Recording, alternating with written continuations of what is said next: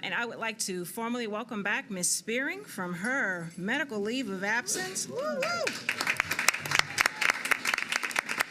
Don't sit down. I'm going to ask you if you would lead us in the pledge. Oh, thank you. I pledge allegiance to the flag of the United States of America and to the republic for which it stands, one nation, under God, indivisible, with liberty and justice for all. We want to get a motion to adopt the agenda, but after a couple of changes. Personally, for under Section 3, we need to add Director Eval under Committee Report. And under Governance Issues Consent Agenda, we need to pull item number 2 around the surplus items, correct? Any other changes to the budget to the agenda as printed? Yes. I want to just say thank you, first of all, for that very warm welcome. And secondly, because I'm new at recovery, I will not be able to stay for the entire meeting. So I wondered if I could make my announcements when, I don't know if we could move all of the announcements up, or if you would let me make my announcements when you do your board report, chair report. Okay. Thank you. 2 under the consent agenda and adding Director Eval under committee reports. Are there any other changes to the agenda as printed? Yes. I just want to pull Grace? A1E3. Martha O'Brien? Yes. Okay. So the agenda as it stands now adds Director Eval under committee reports. It pulls Martha O'Brien from consent agenda and item number 2 for consent agenda. May I get a motion to approve the, it's not, oh, it's not. So I get a motion to approve the agenda with the addition of Director Eval and the pulling of Martha O'Brien. I move that we approve the agenda as adjusted to add the director's eval and pulling Martha O'Brien. Second? Yeah. Second. All in favor? Aye, sign of aye. Okay, any opposed? All right, thank you. We'll move into chair's report. Ms. Spearing? Oh, thank you. I just wanted to say that a team of 38 school and business leaders from the greater Boston area toured Cane Ridge and Stratford Academies last month. They were studying our academy design, which this board is very proud of. And they are working to replicate the great work of our academies. I want to thank Cito Narcisse and Dr. Joseph for allowing them to come and visit. I also want to say a heartfelt thanks to all the teachers, administrators, and board members who reached out to me during my surgery and my recuperation. I really appreciated the flowers, and I'm now in cardiac rehab 3 days a week. So I'm going to take it easy tonight and see how long I can stay before my blood pressure goes up. So thank you. Is that an excuse? I need to write that one down. I think I can use that. All right, thank you, Ms. Spearing, and sincerely welcome back, and please take care. Take care. I just want to share some news. As you know, last year, Mr. Pinkston and I undertook, with the support of the board, an initiative to acknowledge those individuals in Nashville that were active in the desegregation of public schools. It was a couple of events, not as big and funded as we had hoped, but not yet. We are still staying the course in that space. But it was important, given the history that this district continues to make, and that being a large part of the history of public education here in Nashville, for us to take an opportunity at the 60th anniversary to recognize those individuals. One of those individuals that was a part of that group of 6-year-olds who bravely, holding the hands of mothers and fathers, entered into environments that were unwelcoming, that were hostile, that saw them as less than simply because of the color of their skin, viewed them incapable of achieving great things such as becoming leaders and impactors of social and civil justice here in the city of Nashville. They walked into these schools knowing not as much as their parents knew, probably, about what they would have to face and the uphill battle they would have in trying to grasp hold of this concept of equity. And we seem to be harbingers of this adage of history repeating itself. And we find ourselves here 60 years later, still fighting the battle of equity for those students in particular zip codes, those students of particular social and economic strata, and those students of particular colors of skin.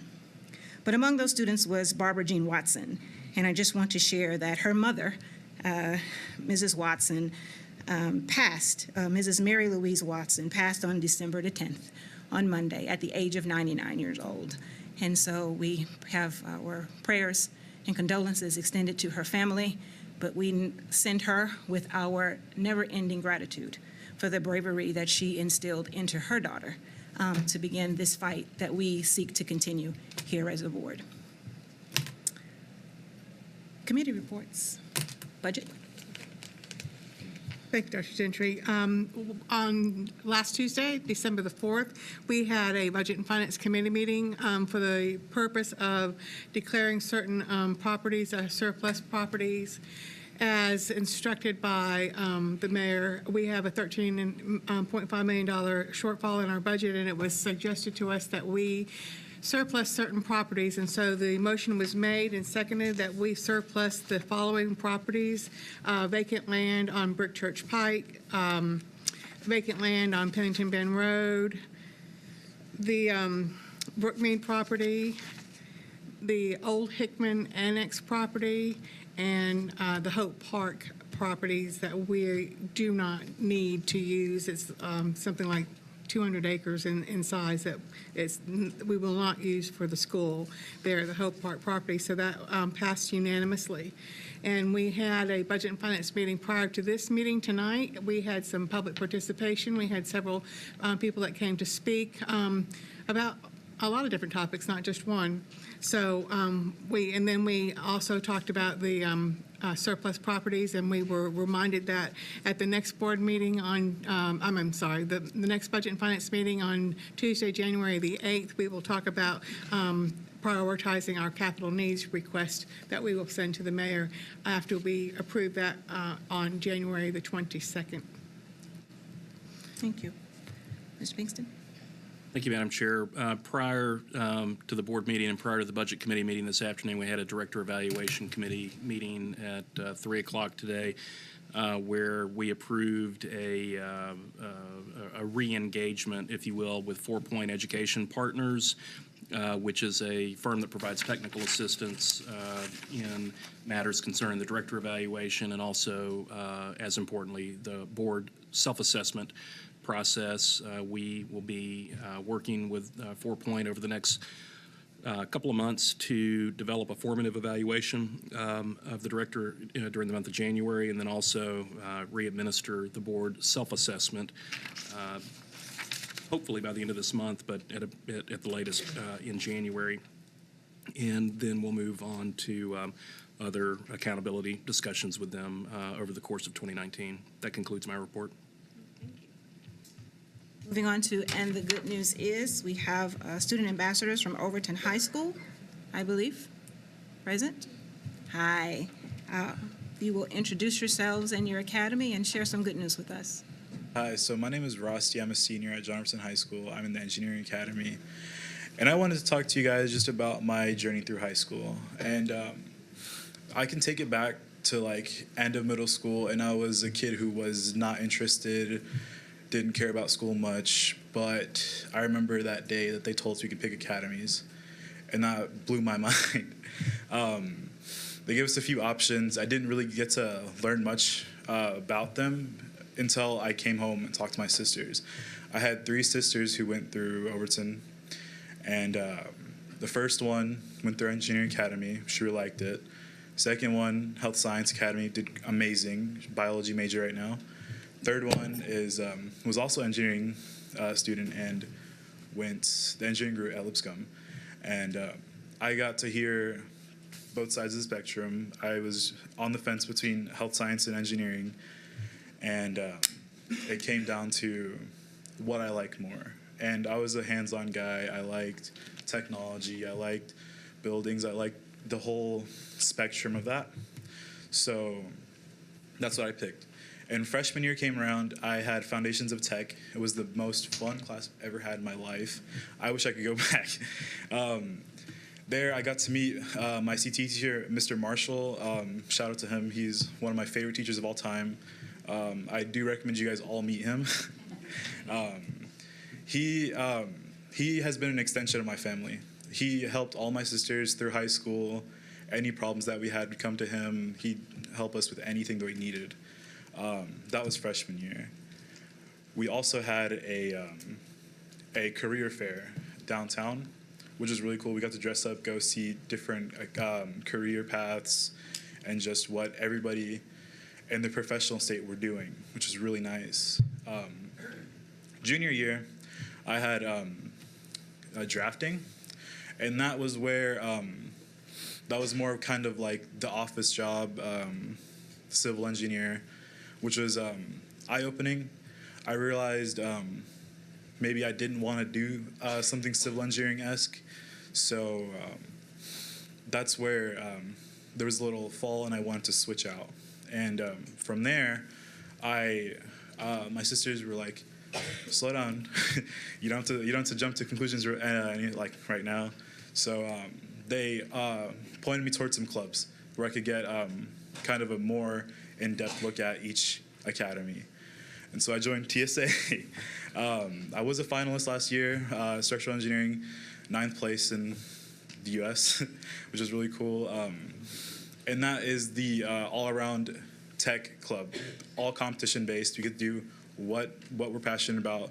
There was fashion design, there was film. I was in a lot of the film, but we also did structural design. And that's it piqued my interest again. I wanted to do something again hands-on. And doing structural design, I realized something along the architectural path, which was really interesting. I also joined the ACE Mentors program and got a few, I learned from a few of the business partners that we had, mainly Stantec. I became really good friends with the people over there. It was a really open, like, how do I say, really homish environment, I would say. They're really welcoming. I got a job there during the summer, which is really cool. It was a little internship, a few weeks program. I got to see what they did in their offices. I got to sit down at a desk and do my work, which was something kind of outlandish. I was like, I didn't ever know I was gonna get an office job, and I tried it out and I really liked it. That was really cool. And I got to made some really good connections with them. And after that, senior year comes around, and I get to do my final engineering class, which which was like, it was heartbreaking. We went through, shout out to Ms. Spear. She has done endless support for all her students. She's one to me too. But Ms. Spear has pointed me towards our robotics club too, which is also really cool. I haven't gotten to participate in one of the competitions yet, but I plan on doing so this spring. And from there, what do I say? Okay, well, give me 1 sec, sorry.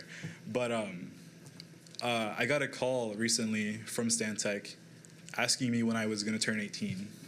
And I just recently did. And they were like, "We are legally not allowed to hire you, so you want to come down here, we can fill out some paperwork." And now I have a job lined up for me at Stantec. I will be a paid intern until I get some certifications. I'm working on an OSHA certification with my engineering class, which is really cool.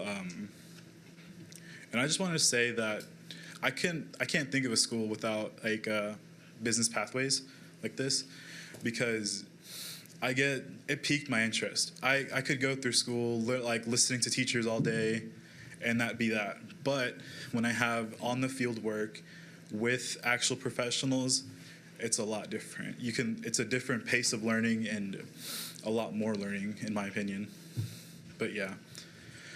And I'm sorry to say Brooke couldn't be here today, so yeah. that's that. You held it down really good. Congratulations. Congratulations. Madam Chair. Yes. Point of personal privilege. Go right ahead. Thank you. So Overton is, of course, in Ms. Elrod's district, but I've had like a, 35-year relationship with the Overton community. It's my alma mater. So shout out to everybody at Overton who's doing great work, including Dr. Pittman, who's in the audience tonight, and just hashtag Go Bobcats. Thank you.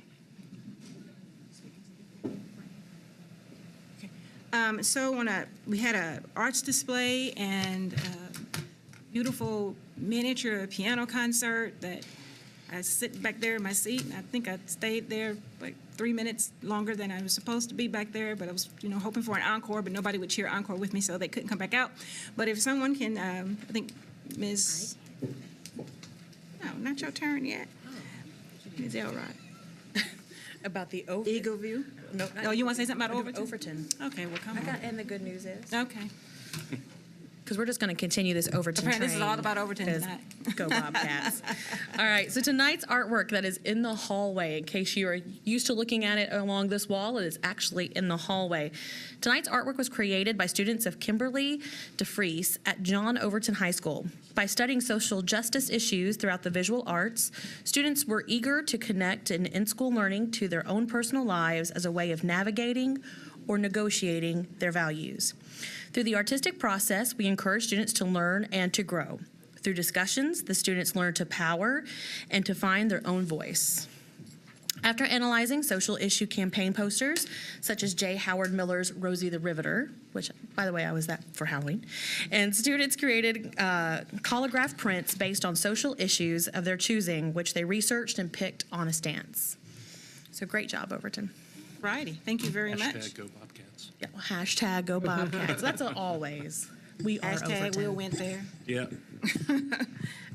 So we did have, we were supposed to have an arts display with Eagle View, but it wasn't presented. And so Ms. Buggs is going to speak on again, the piano concert that we had from Nashville School of the Arts.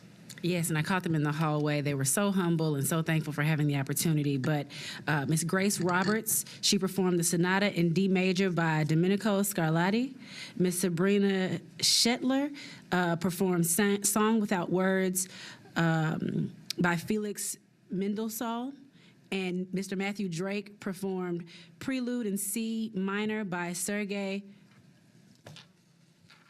Rachmaninoff. Thank you so much for that.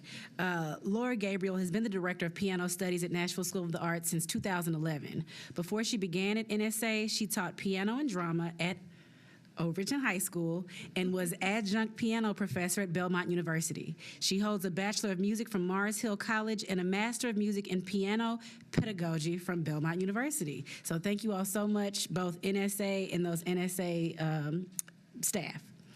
All right, thank you very much. Awards and recognition. I think we have Ms. Angie Adams.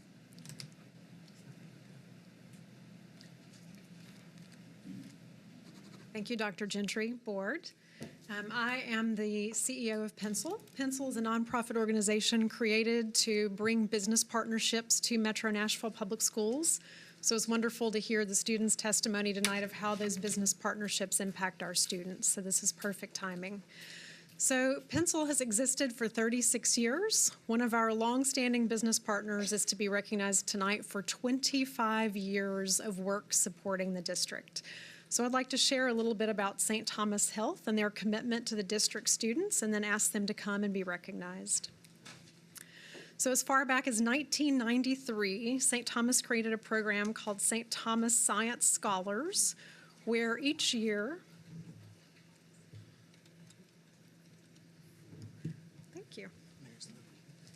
each year, they would host between 20 and 40 students who would meet one Saturday each month to learn about careers in the health sciences.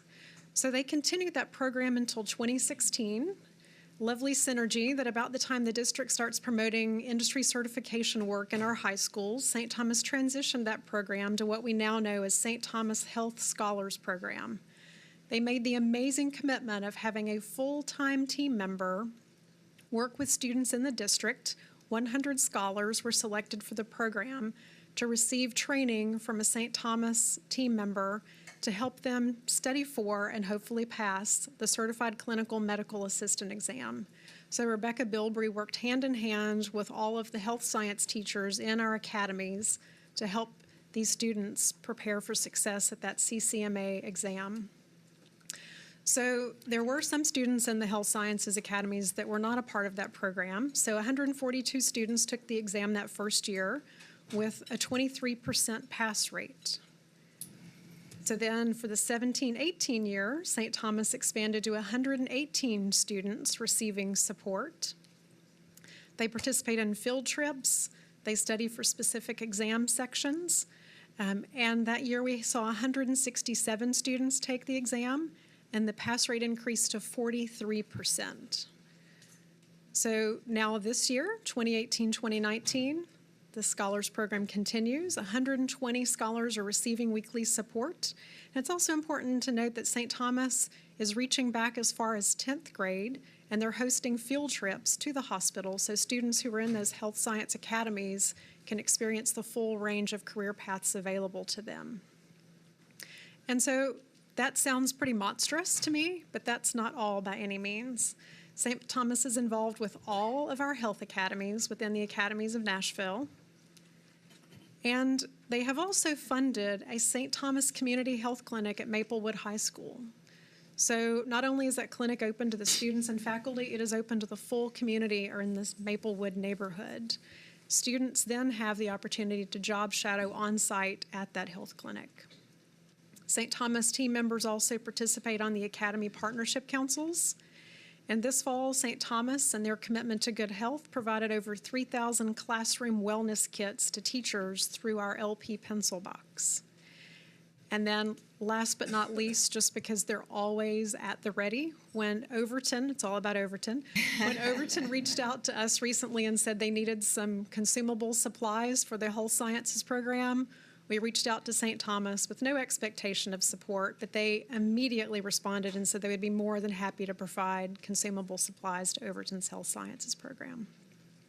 So I would love to present to you and have you all join me in thanking from St. Thomas Greg Pope, Rebecca Bilbrey, and Kim Story, and Donna Gilly with the academies would like to also join in her thanks.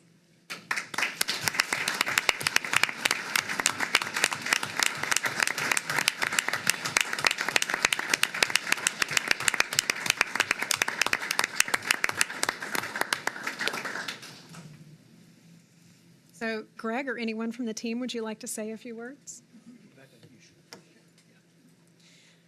I just wanted to thank you all for allowing us to serve the students in the way that we do. And when we go in and let them know that part of healthcare is serving your community, they are our community. They are the faces of the patients that we see. One of the most rewarding things that we've had to happen is at this year's career fair for the freshmen, we had our 2017 scholars work our St. Thomas booth. And so they were there as St. Thomas employees, but they recalled being at the freshman career fair choosing their academies.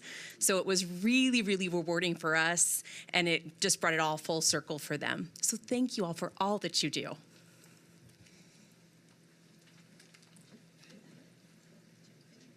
So thank you for this recognition of St. Thomas tonight, and certainly for all the business partners like St. Thomas that provide these services to our students.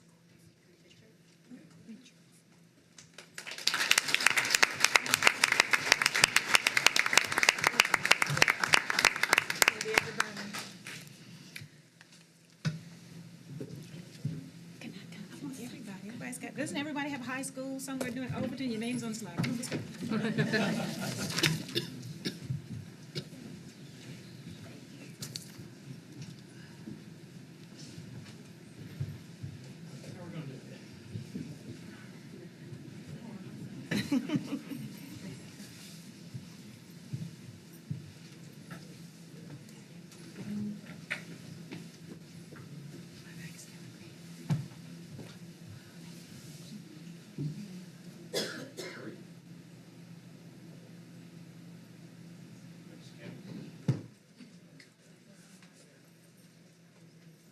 Three, two, three. Perfect. Thank you.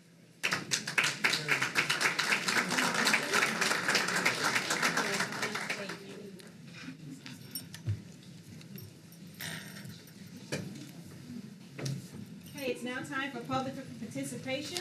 There are several people who signed up to speak. I believe it's about 25. Reach out 25 gets us 75 minutes. Each person will have, where's Camille? Gotta go demo the bell. Yep. Each person will have 3 minutes to speak. Your names are on the screen. Please line up in the order of your names. Where's Camille? I don't know how to work this. Dave, Dr. Severe, would you mind? Where'd she go? David, do you know how to work this? Did it once. You did it once. I got a phone.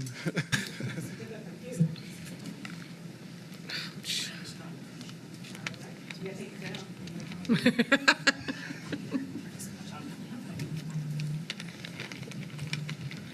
Each person will have 3 minutes to speak. At the end of your 3 minutes, you will hear, go, David. There you go. We ask that you please respectfully relinquish the podium at that time for the next person in line to speak. Let us know when you're ready, Mr. Severe. All right. Hello, my name is Eric Huth. I'm president of the Metropolitan Nashville Education Association, which is located at 531 Fairground Court, about 1.5 miles from here.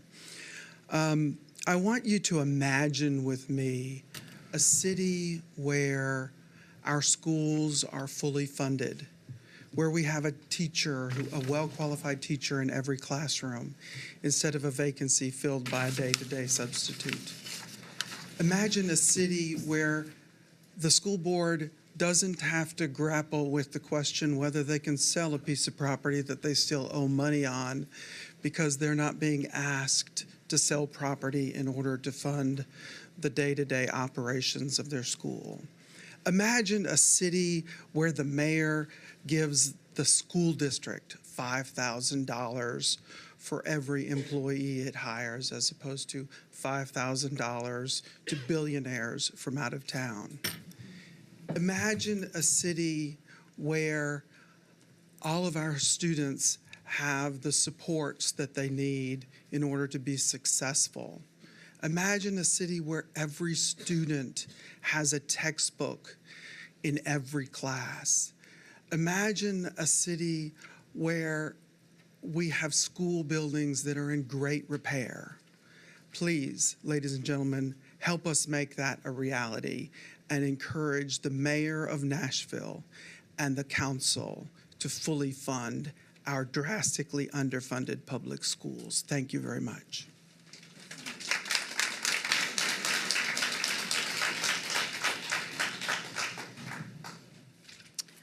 Respected board members, thank you for giving me the opportunity to speak this evening. I detailed several of my concerns to you in an email November 19th. After doing some research, my concerns have grown exponentially. I recently had the opportunity to sit down with a retired auditor who has experience with school audits. Together, we reviewed the audit for Nashville Public Schools for fiscal year 2017. The findings of the audit were numerous. After having reviewed the findings, there are several problems I noticed. The most shocking is that there are several areas where money has the potential to be abused. Because procedures were not followed or records found. The three that stand out are as follows. There were checks signed by one person instead of the required 2. Gift cards in excess of $25 were purchased with no records of purchase or who those cards were given to. Third, many of the voided checks are missing as well. These findings are things that have occurred over the last 3 years with no signs of improvement. They were also reported to administration by the internal auditors that exist on MNPS staff. I appreciate the governance board looking into reforming our policies, but based on this information, I find it unnecessary to hire more auditors that will also be ignored when the budget is already stretched so thin. Being a public policy girl, it looks like the MNPS administration should be enforcing the policies we already have and listening to the auditor speaking out about problems that need correction. The findings for the 2017 audit suggest there is room for corruption to exist. And often that starts at the top of the organization and spreads outward. I stand before you tonight and ask you to consider terminating the director of schools. He has failed to listen to his own staff when they bring problems to light. He projects sunshine and rainbows and fails to be real with the people of Nashville and the school board. In JROTC, we learned lead, follow, or get out of the way. Our director has failed to lead, can't follow through with fixing problems. So now it is time for him to get out of the way. Thank you.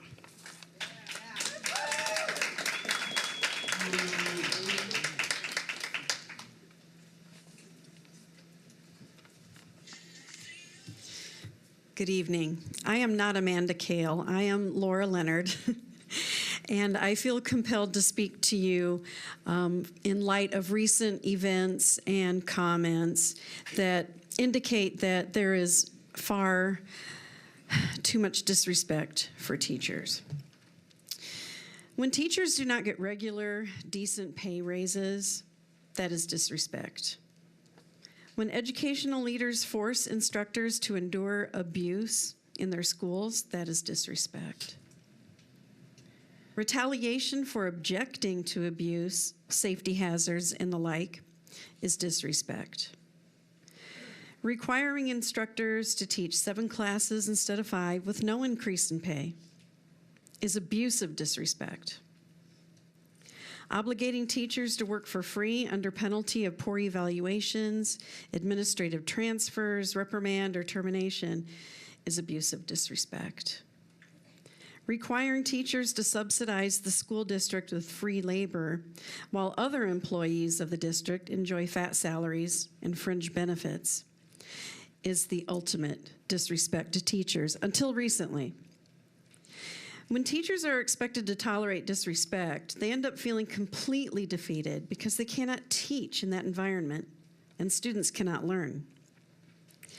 When our leaders expect educators and quality teaching, when our leaders respect educators and quality teaching environments, learning occurs. In our present environment, learning can occur only haphazardly, negatively affecting test scores, graduation rates, and relationships. Teachers want to teach and they want to do it well. Many manage to move students forward, even in this environment. However, in so doing, they sacrifice health, family, friends, and personal obligations. Some suggestions for respecting teachers. Refer to educators as faculty.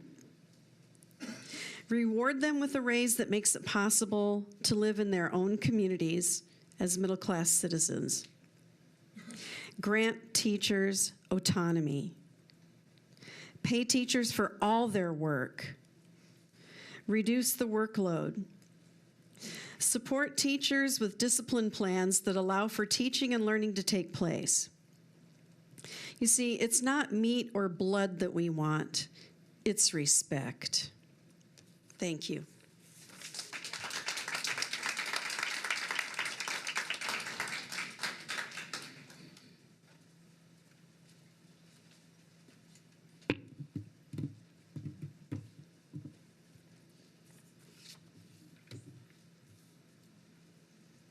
Hello, everyone. My name is Elizabeth M.K. Sullivan. I am the proud mother of 2 children in Metro Public Schools, ages 10 and 7. I'm a proud graduate of Metro Schools in 1994, and my mother was a Metro teacher for almost 30 years. When I was growing up, my parents talked a lot about educational policy and what was going on in our schools. And then, of course, I was a student. Now I'm a parent. So I've been watching this whole thing for about 30 years. It's very interesting to me, and I care about it a lot. I'm going to start with a little story. The other night, when I picked up my children from school, we were on the way home. It was about 6 p.m., it was dark, and we were getting ready to go home and make dinner. And I asked them a question. I said, if you could change one thing about our family, what would it be? And my little 7-year-old piped up from the dark back seat and said, I want you to respect me more, Mommy. Okay, Mommy had to take a deep breath or two. I did not overreact. I thought, okay, this is an opportunity to see what my 7-year-old has to say. I said, well, sweetie, what do you mean? I want to know more about that. And she said, well, you repeat yourself over and over to me, and it makes me feel bad. I said, yes, that's true. And that's because I'm the boss. And when I tell you to do something, I wish for you to do it the first time. And when you choose not to, I repeat myself. But I understand that that can be frustrating. So let's make a deal. You do your best to follow directions the first time, and I'll do my best not to repeat myself. Okay, Mommy, that'll work. If someone were to ask me, what's the one thing you would change about Metro schools today, I would say, I really want to see some respect for our teachers, our principals, and the people who are working their tails off in these schools every day. Some of that respect comes in the way of funding, which is a frustrating conversation that has been going on for 30 years and probably longer. And that's, of course, a conversation for the council and the mayor's office, and I am looking at you. But we also need to talk about how funding is handled in leadership in Metro schools, and I'm very concerned about it. I don't like the answers that I'm hearing. I don't know that we need one more consultant to come in and wave a magic wand, because that ain't working. Not one more app is going to make the situation better. Not one more vendor product. Let's get back to basics. Let's listen to our teachers, take away all the stuff that's getting in their way, let them teach, and let's pay them well. Respect is important. It's important for teachers, parents, and 7-year-olds. Thank you.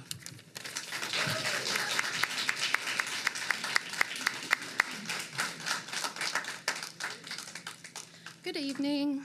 My name is Susan Sasser, and I'm an MNPS parent in the Hillwood cluster. I'm not much of a public speaker, and this is not something that I would normally do, but I cannot stay in my comfort zone any longer about the downward spiral I see in MNPS leadership. Instead of my own words, I will be reading a letter from an that is a tongue twister, MNPS teacher's spouse. I am writing this letter on behalf of my spouse. Over the past 10 years, I have seen my wife display love, sacrifice, and compassion as a teacher within MNPS. And yet what she's receiving in return is discouragement and dehumanization from the leadership in MNPS. In her many years of teaching, never once have I seen my wife so demoralized, and the culprit is Sean Joseph and his leadership team. Demands have been put on my wife and her fellow teachers that are beyond reasonable, while Dr. Joseph gives out six-figure jobs like candy to friends who are unqualified for their roles. For the first time in their careers, my wife and her female colleagues now worry about what might happen if they're sexually harassed, knowing if they speak out, Sean Joseph might sweep it under the rug or even have them fired if they speak out against one of his friends.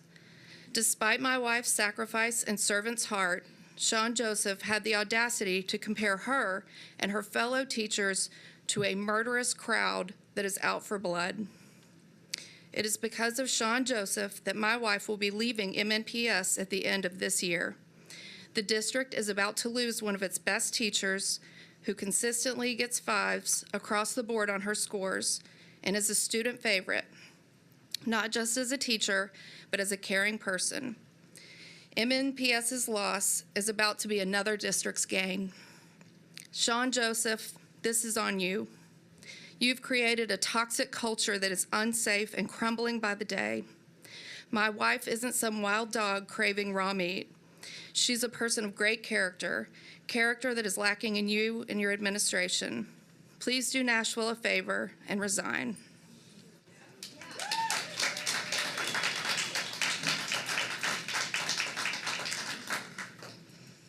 Good evening. My name is Ruth Stewart. I have a son who graduated from Hume Fogg in 2013, and I have an 8th grader and a 7th grader at Head. I know you've heard of the results of inadequate funding, but I want to add my voice. Not enough supplies, not enough teachers, too few substitutes. My oldest child started at MNPS in 2004, and to see the decline in funding and the results it is having on the school is stunning. One of the downstream effects of having too few teachers is student behavior. Students need caring adults in their lives, and students grouped together need enough adults to influence the environment positively. In my kids' school, the school is experiencing an uptick in negative, unwanted behaviors that may have resulted from a loss of teachers, chaos brought about by the churn of frequent substitutes, and the general stress of an environment with too few resources. In an attempt to correct these negative behaviors, the school administration has resorted to unproven and poorly conceived behavior trackers as a way to control student behavior. These trackers, for example, the for-profit Live School, take your child's information, places it on their website or app, and then teachers award points and deduct points based on behaviors. Not only does this seem to be worrisome in teacher time it takes to track these behaviors, but there's entirely no evidence tracking like this is good for kids or good for schools. In addition to this being a non-evidence-based tactic, the for-profit Live School clearly states in their privacy policy that they share the information with third parties. This is a clear violation of the privacy policy. Quote from Live School, "We use the personal information you voluntarily provide us or that we collect to operate and enhance Live School services, including personalizing the service for you and other users." The problem is we were never given the option to opt out, and I never voluntarily gave Live School my kids' information. When I did opt out after the fact, my kids' information stayed on the website for weeks after. The kids awarded enough points through Live School were given incentives such as ice cream and cash prizes. So kids unknowingly traded their privacy for the temporary happiness ice cream brings. My kids, along with the other non-incentive earners and a few other opt-outers, were not allowed to even go to the library to read during the incentive periods at school, but instead spent a significant portion of their day with nothing to do and no learning occurring. Please pay attention to this issue. Make sure the privacy policy reflects the needs to protect student privacy and is up to date on the ways the website and apps share their data and are vulnerable to data breaches. The news from China about the social credit score should alarm us all who value our privacy. But participating in Live School and like apps are eerily similar in this concept. Thank you, Ms. Stewart.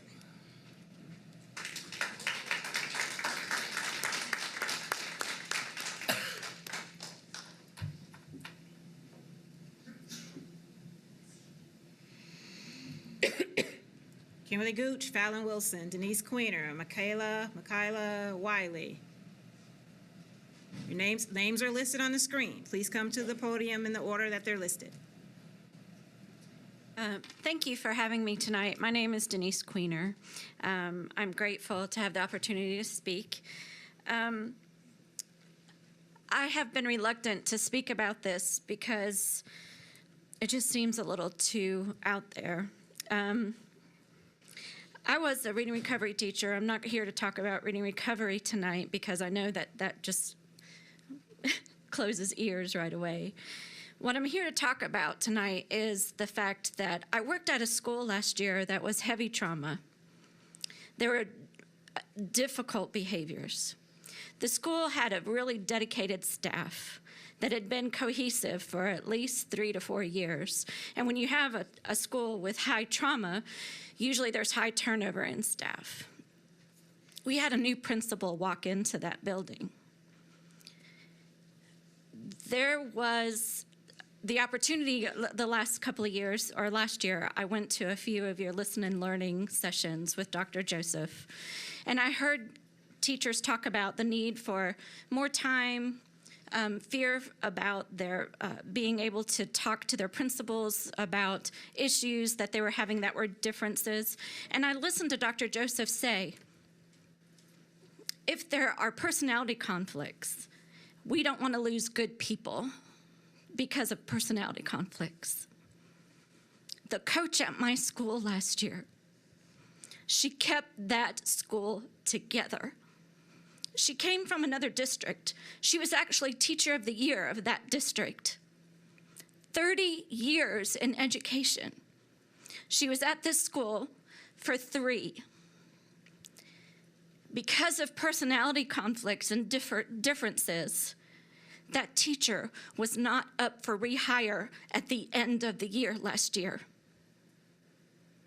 And she had fought with HR for the entire summer trying to get a reason as to why her 30 years were thrown away because of a conflict between her and her principal. She sits now at home. She helped write our scope and sequence for ELA. She worked summers. She came in and worked with our faculty during summers without pay. And now she sits home because of personality conflicts. You want to know why teachers are afraid to speak up? She fought for her teachers. I guarantee you several of those teachers would have left last year. She was the glue that held that school together. And she was tossed. She never had less than a 4 or 5 on her evaluation. Those types of things. And I sat on this for a whole summer and the beginning of the year, and I cannot be quiet anymore. It's not just sexual misconduct. It's conduct like that that keeps teachers in fear. We don't need that. I ask for you to have a talk with HR about that kind of stuff. Very much.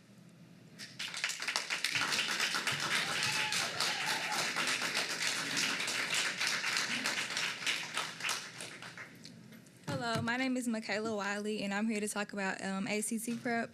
I'm a graduate of Big Picture High School, class of 2015, and I began participating in the In Full Motion ACT prep program when I was in 6th grade.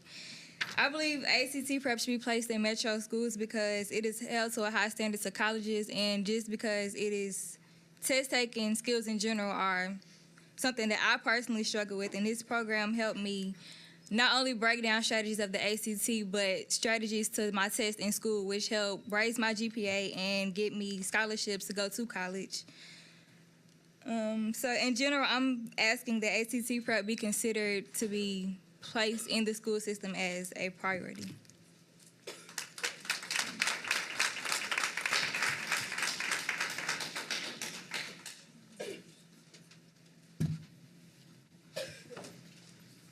All right. Is anybody else that's on the list here to speak? Could you please come to the podium?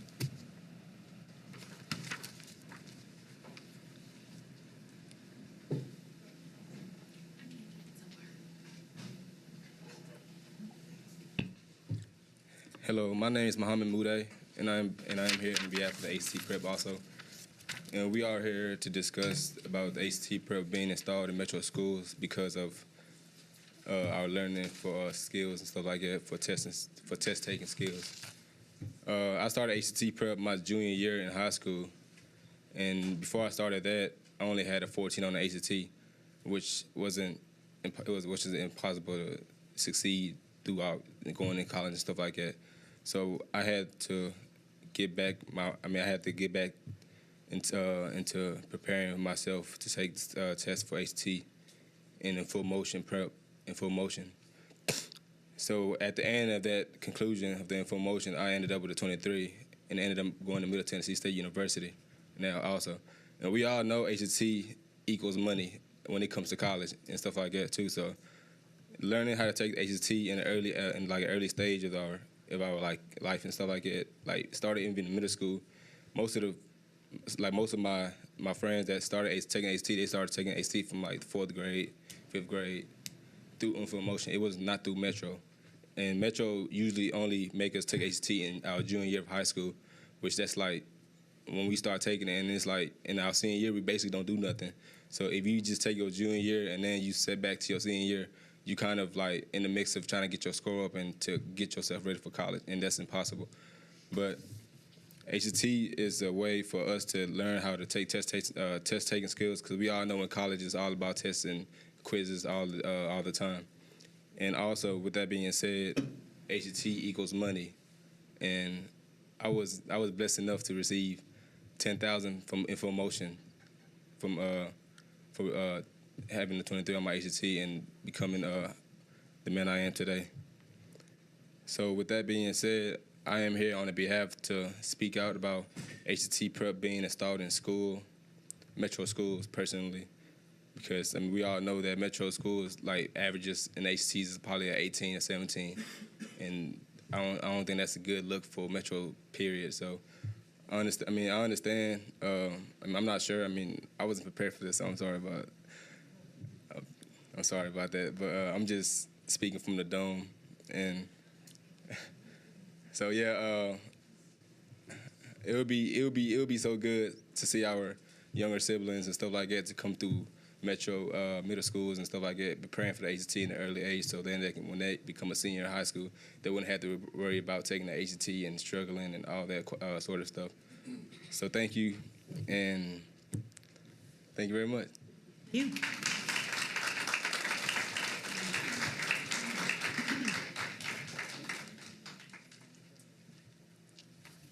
Hello, my name is Dylan Bush, and I'm also here to talk about ACT Prep. I am a sophomore at Middle Tennessee State University, majoring in sports management. First off, I want to say that I'm so glad that I participated in a great ACT program called InfoMotion. I started getting involved with this program when I was in 8th grade at Head Middle Magnet School until my senior year at Hillsborough High School, where I graduated from in 2017. The reason why I wanted to be a part of InfoMotion was so I could do better on scoring in each subject on ACT, which was English, math, reading, science, and extra tutoring from teachers across Metro schools. As long as I've been part of InfoMotion, I didn't begin taking the ACT test until I was a sophomore. And honestly, it looked very difficult where I worked on the questions I knew from each subject and going back to the ones I didn't answer, which was majority of the subject. When I finally took the ACT test a few weeks later, I received my scores from ACT, and I made a 13, which I was not happy about. When I saw that I made a 13, I felt like I was never going to make a score higher than at least a 17, and possibly wouldn't be able to get accepted to my choice college, which was MTSU. I also felt like I wasn't smart enough to make a 21 on the ACT because I had a disability that I was diagnosed with called language impairment. With this diagnosis, I couldn't process things quickly, and it meant that I had to study a lot harder to be able to keep up. I refused to let this disability hold me back from going to a 4-year university. Yes, it was hard to study for the ACT, but because there was a program like InfoMotion who encouraged and inspired me to reach my full potential, the quality of ACT prep and my parents' support, I was able to score a 24 on my ACT my senior year. I was able to get accepted to Middle Tennessee State University and receive several scholarships that helped my tuition and room and board. I want the board to know because there is a program that helps students like me that had an IEP, students like myself that attend Metro schools can also greatly benefit to becoming college and career ready, and so that they can go to a 4-year university. And for me, I'm proud to tell you I did not have to take any remedial classes. If there is an ACT prep organization like InfoMotion in every high school and Metro schools, I have no doubt that my peers could have the same opportunity that I have received. I hope that Metro schools understand the importance of getting students college and career ready by taking the important steps by helping students reach their full potential on the ACT. Thank you for listening, and thank you for your support.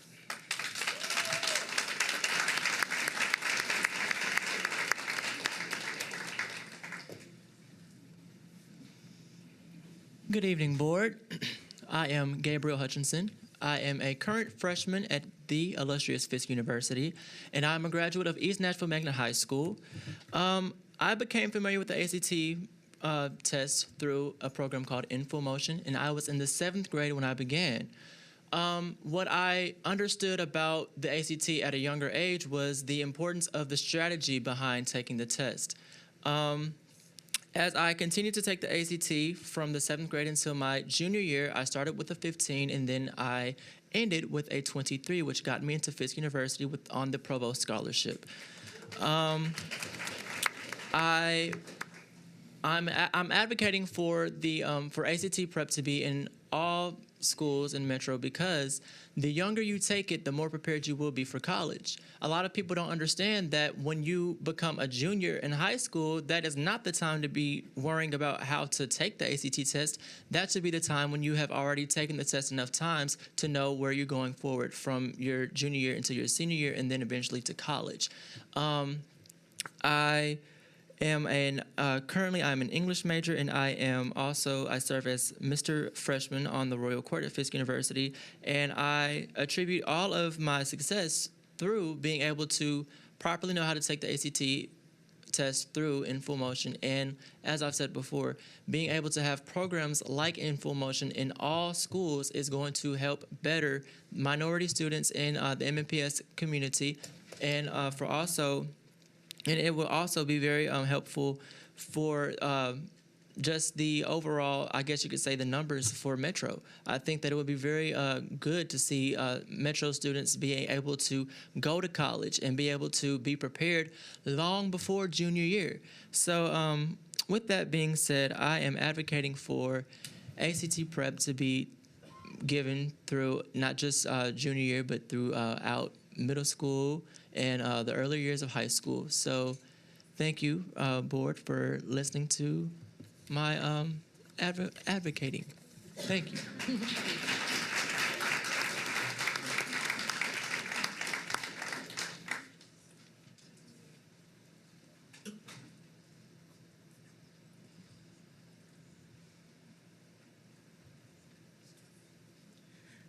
Good afternoon. My name is Dimitri Ridley, and I'm a graduated from Whites Creek High School in 2016. I am now currently at Nashville State, and I was asked to come here to talk to you guys about In Full Motion and how a great program it is. But there's quite a few of us here, and you're going to hear a lot about that. So I'm going to tell you my story, how I started with In Full Motion, and how it's helped me. Fourth grade. I was in fourth grade. And Saturday morning, my mom woke up me and my brother, got dressed, drove 10, 15 minutes down the road to a small church called Galilee. Now, I was told that I was too young to be in the classroom because I wouldn't understand what was going on. That was fine with me. Fourth grade, all I wanted was Fruit Loops and cartoons, so I was cool. But my mom made me stick with it anyway. And surprise, a mom who knew what was exactly right for her kid. But I stuck with it. A few years down the line, 8th grade comes along. I took my first ACT test, scored a 14. I was perfectly fine with that 14. I had no intention of taking that test again. But after being with one program for so long, they kind of become your family. And when they say you can do better, you kind of don't have a choice to do better, especially when one of the workers knows exactly where you live. But I'm glad that they did force me to keep trying, because by the time I reached my junior year in high school, I had a 23 on the ACT, which now I'm at Nashville State, about to graduate in January with a major in music education and a minor in classical guitar, voice, and piano.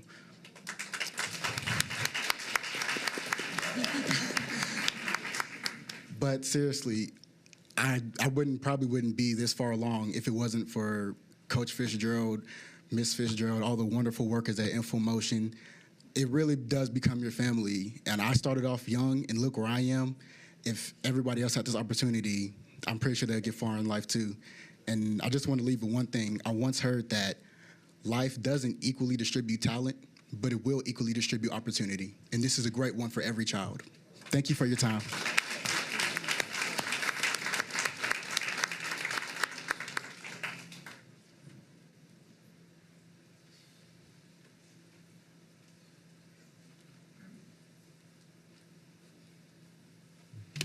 Hello, I'm Imani Burdine, and I'm also with In Full Motion.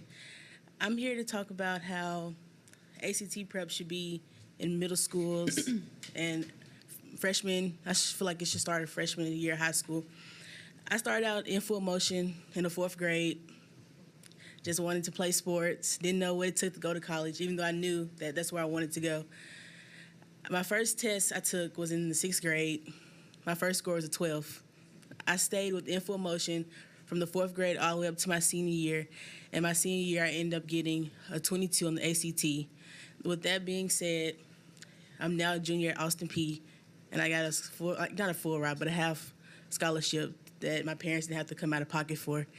And I'm studying human movement so I can be a coach. And I actually want to come back to the Metro Nashville public school system to help coach, because I'm an alumni of Pearl Cone High School, and that's kind of low on the charts, but I want to come back and help Metro. So with that being said, I kind of want my students to be prepared when I get in Metro to help them look for other opportunities in college and not just look for sports. I want them to have a good GPA and for them to know that the ACT is very important when you're looking to get good scholarships from top schools and for them to further their education and not just think, because I'm good at a sport, that's all I need to go on to the next level.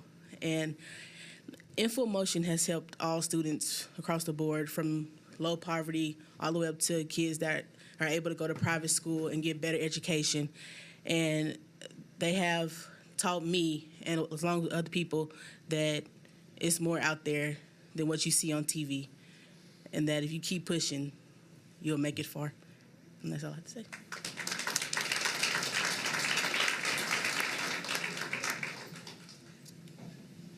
Can we get James Stone, Robert Lilly Sneed, Khalil Jones, Octonia Coleman, and Yolanda Moore to the podium? Please line up. Good evening. I'm James Stone. Hey. I'm also here on behalf of In Full Motion. A little bit about me. I'm from here. I'm a Maplewood alumni, and I graduated from the University of Tennessee, Knoxville. So I was involved in one of the earlier iterations of In Full Motion. And one thing I really want to talk about with them is the mentorship and the camaraderie and the support system that is provided by this organization. When you have a program like this, it allows people who have little to no access to ACT prep or somebody to get you to study or somebody to get you to worry about test-taking strategies or somebody to even get you to worry about secondary education after high school. And for me, they brought me in as a freshman. So it was about 2007. I was able to come in as a freshman, and I was done with the test before my junior year. I had a score that was well enough to get into school, and I was able to volunteer and be a student mentor with the program. And as a student mentor, I did see guys who weren't involved, who waited to the last minute and were scrambling just to get a score to qualify. Where you saw guys like the kids who came in who got involved in 6th grade, 7th grade, 8th grade, who were not only getting scores that were good enough to qualify, but were getting scores that were good enough to get them money and get them scholarship money. I've been blessed to play professional football for the last 5 years, and now that I'm back, I really like to come and work and mentor with these guys. But getting there, getting that on my radar was something that I got from these people, not just from the ACT prep, but from the recognizing how important the academics are to get where you want to get in anything, and how important it is to have good habits, good strategies, and a good support system that can back you in more than just the thing that your family are accustomed to, if that makes sense. Thank you.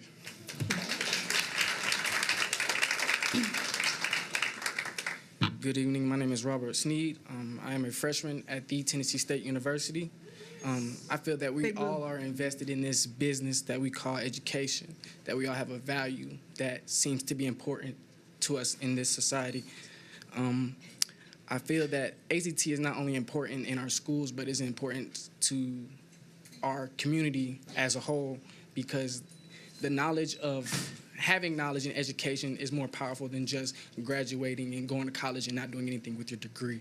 If you actually have an ACT mentoring program like we did, the Info Motion, that this mentorship not only taught me how to take an ACT, but how to walk, how to talk, how to stand when I'm in a meeting, and when I'm in a meeting, how to walk, how to stand, how to talk when I'm in the classroom, how to take the proper notes, how to go back on my test and revise and look at my answers. These test methods and life skills that they have taught me not only help me see the business world in a different aspect.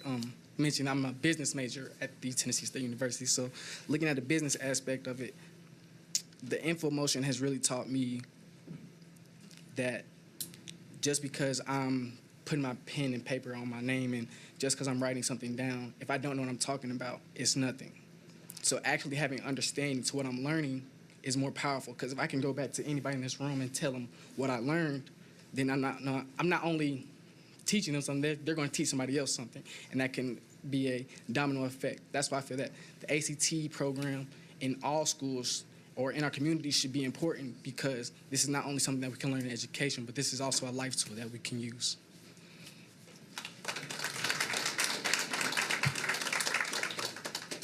y'all doing? My name is Khalil Jones. I'm here to talk about why ACT should be in schools.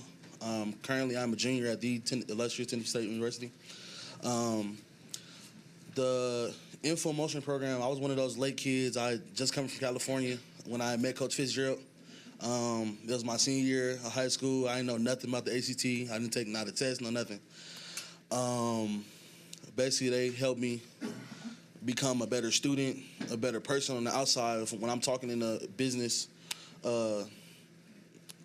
aspect, I'm able to talk and let everybody know like my message of what I'm trying to say. When the first time I took the ACT, I got a 14, which was not good. Me trying to be a college athlete, I didn't know if I was going to play college football. With this program, they helped me get my ACT score up high enough, and now I'm an athlete at Tennessee State University. I'm actually a sophomore on the football field. And just going back to even me not knowing about the test, now that my brother, I had been on his head about, hey, take this test as much as you can because you can get, this is where you can get all your scores, all schools that want to talk to you. My brother recently, he hit a 31 ACT.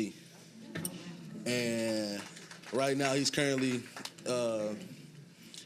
applying for schools and all of that stuff. But I just feel like the ACT program, if it was implemented more when they were younger and they were able to take tests many times like everybody else has taken it since 4th grade, if it was a program now they grew in and just started to become more better and well prepared for this for the world, I feel like it'd be better for our community. Thank you.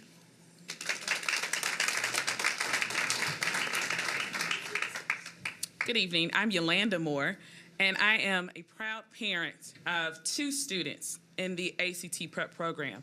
I myself come to you from multiple hats. One as a parent. I'm a mom first. That's how my kids' friends know me. You're so-and-so's mom. You're so-and-so's mom. But then I'm also an educator, K through 8th grade. I come for you originally from the state of Louisiana, where in the 7th grade, I took the ACT for the first time. And by the time I was in 10th grade, I had reached my college score. Fortunately for me, my mom, 20 years in education, my father, a truck driver, we didn't have Kaplan money, we didn't have Princeton Review money, but we did have hard work. And that's what was instilled in me, which is what I passed along to my children.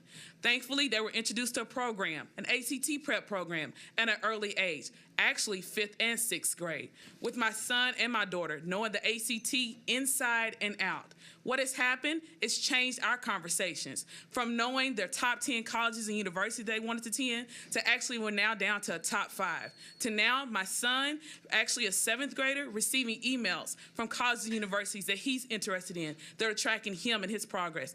What has happened, you ask? Well, he was introduced to an ACT prep program. His mindset changed, his conversations changed, and so his friends changed. What happens when we put a program such as powerful, substantiated into our middle schools? What happens is that our young people become college and career ready before they're in high school. What happens is that we have young people who are not just trendsetters, they are blazing the trail. So Metropolitan Nashville Public Schools, to be that metropolitan education system, we have to embody an infrastructure that believes in our young people. And it starts with getting them college and career ready before they're in high school. That's the importance of ACT. It's not just applicable to a college admissions test, it's applicable across content areas. Because when young people believe in themselves, their body, their mind, and their group changes. That's the power of when you start pouring into them early on and not too late.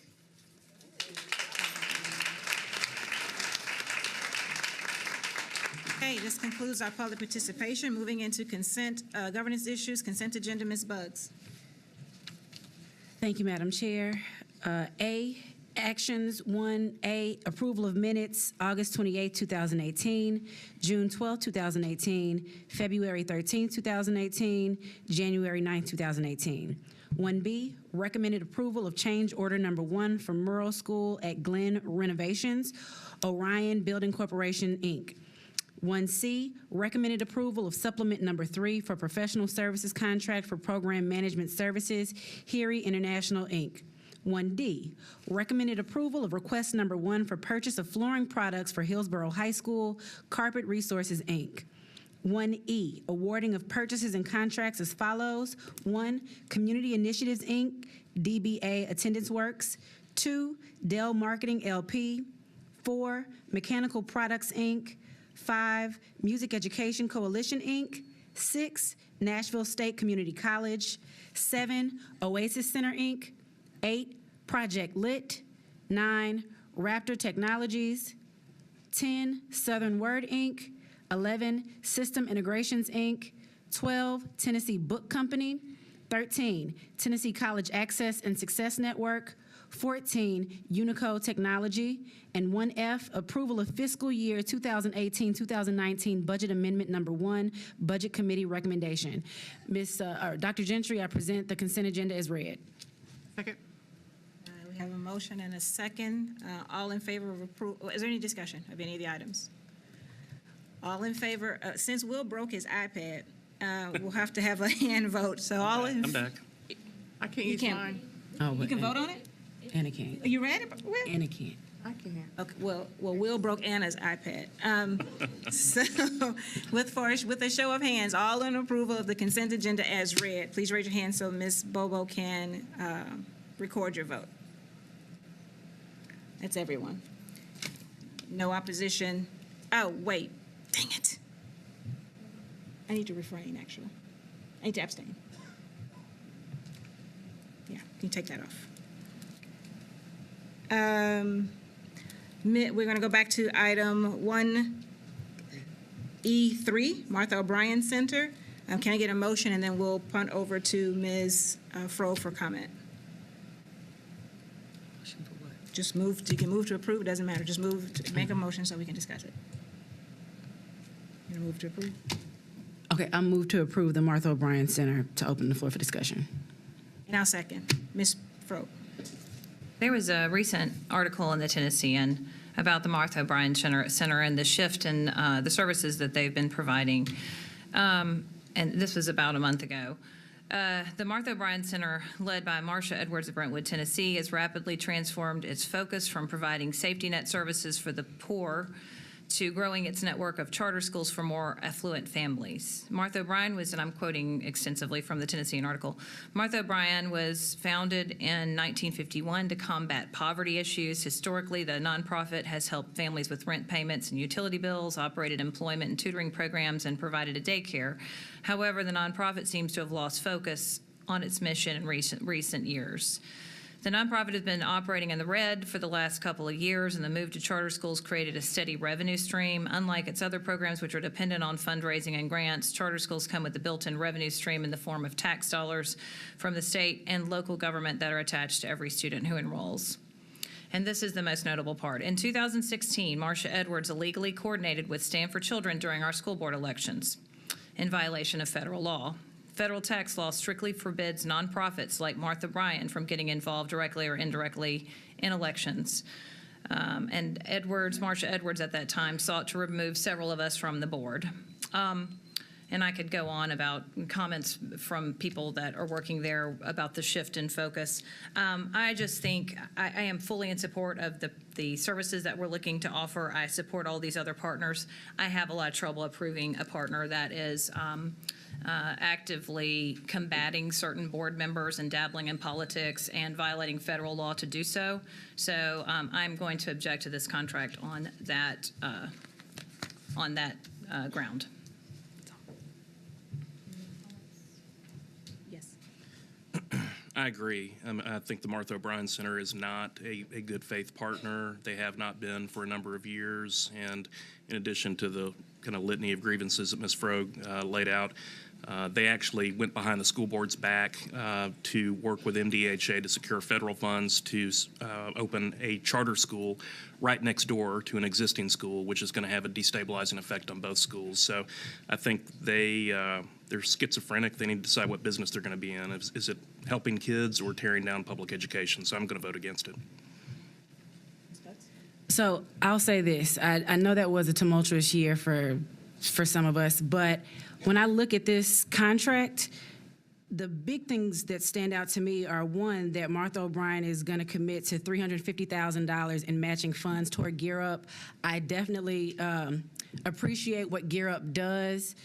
So I would just ask that you all consider what it's going to do for our students, especially considering that when you look at the schools that will be receiving these services, some of these schools are schools that are on the priority list. Some of these schools need an infusion of funds, and they definitely need an infusion of resources. We just had a bunch of students come and talk to us about ACT prep and how necessary it is, and having something like Gear Up in schools it's just super helpful. I mean, I worked with TRIO programs, and in many of our schools, we work alongside Gear Up, and we see just how much their personnel touches students every single day, how they are, helping them prepare for college, doing applications or submitting applications, helping them with first instruction sometimes, if when teachers are out. I mean, these wraparound service providers really are wrapping their arms around MNPS students.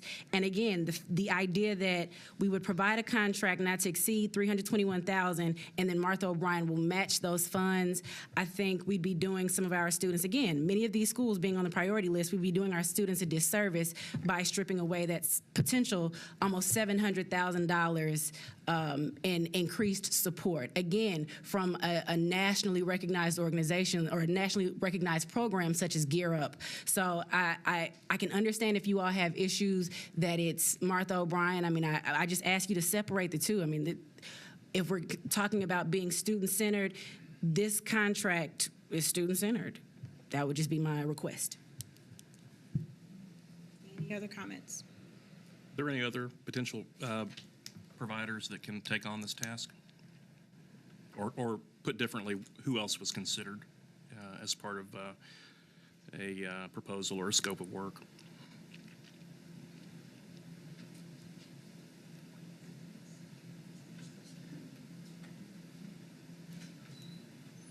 Hi, I'm Kevin Edwards in the purchasing office. I can let Mary Clark or federal programs also speak to this. As part of this, along with some of the others that are on the consent agenda, there are about 7 or 8 that are on here, including Oasis Center, Project Lit, Southern Word. These are all part of the partners that were part of the Gear Up grant application. You'll notice all of these were approved by the federal awarding agency, the U.S. Department of Education, for a non-compete proposal.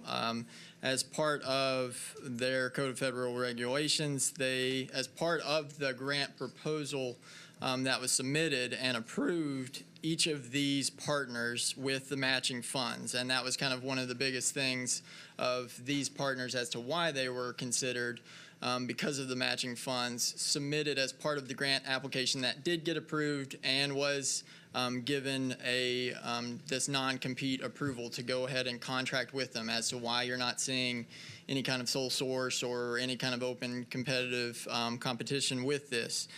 So the other considerations are the ones that are actually on this list for approval tonight. This was the only one that was brought up for discussion. Let me ask a question. In the writing of the grant, were the partners that are listed here specifically named, and were they specifically named in the grant? Yes, I believe so. And so if we pull one, and maybe this is someone from grants to speak to this, could you name off in this list who was all a part of that? Martha O'Brien Center, Nashville State Community College, Oasis Center, Project Lit, Southern Word, Tennessee College Access, and Success Network. Okay. The University of Kansas is also, but that was on the previous board consent. 1, 2, 3, 4, 5, 6. So there's 6 on here. So so these were written as a part of the grant that has already been approved. If one of these gets pulled, what does that do to the overall grant? The grant would still be approved. I'm not sure if they would look at reallocating the budget funds to possibly going to some of the other contracts, or if they would look at trying to find another vendor to take its place. Okay. So is there anyone who in grants, I don't know if we've had this happen before, what's the likelihood of the funds that would go to Martha O'Brien being redistributed, and that would versus being lost? And if it gets redistributed, is there an expectation that the match from the organization would then increase? Because that's a different burden. Nobody here?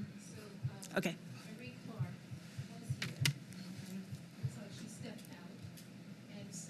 We can get that information and bring that back, yes.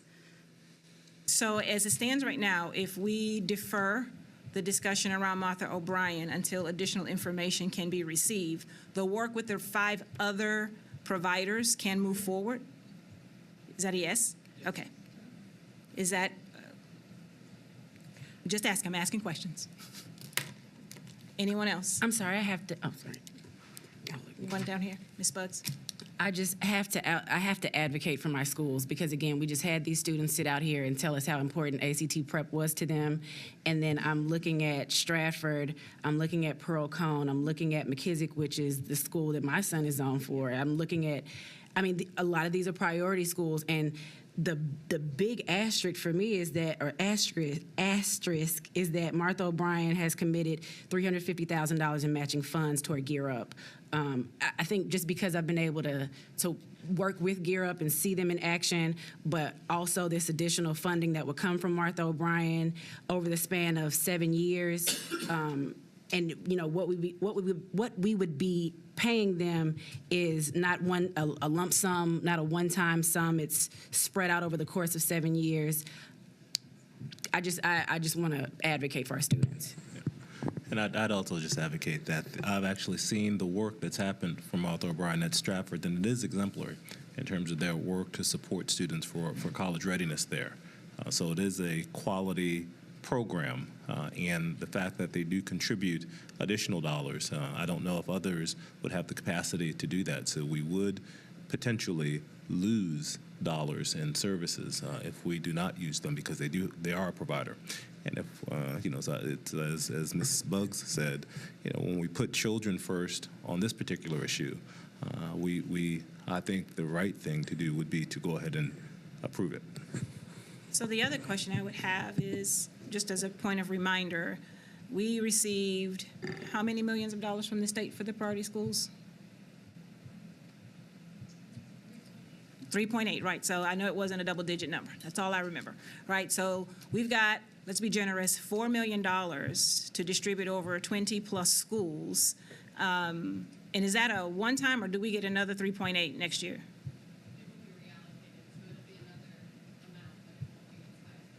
Got you. So it's a declining amount of subsidy from the state over a certain period while the schools are in priority status. Okay, and so this would be additional dollars to help with that work. Just trying to paint the landscape. Any other questions or comments? Comment. Okay. All right, Ms.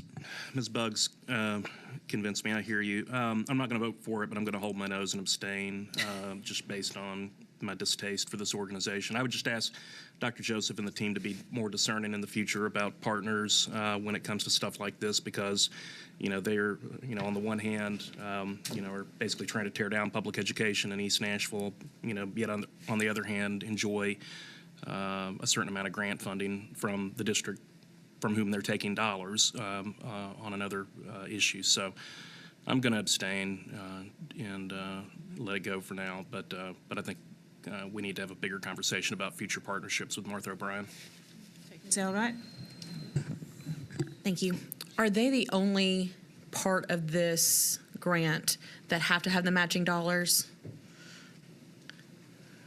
Is the matching dollars requirement, or is that something that they have offered? So out of the ones that are listed, all of them offer matching funds except Project Lit, so I don't think it is a requirement, but one of the things that we were looking at when they were seeking the non-competitive approval, as far as kind of like the partnerships of looking at entering into the contract when they were getting the grant approval, was if this had to go out and be competed, that would those out there be able to match what they had submitted as part of the grant application when they were getting these partners out there?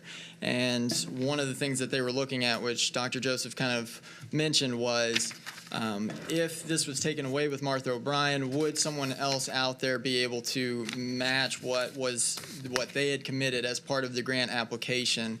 And that's kind of what is up in question.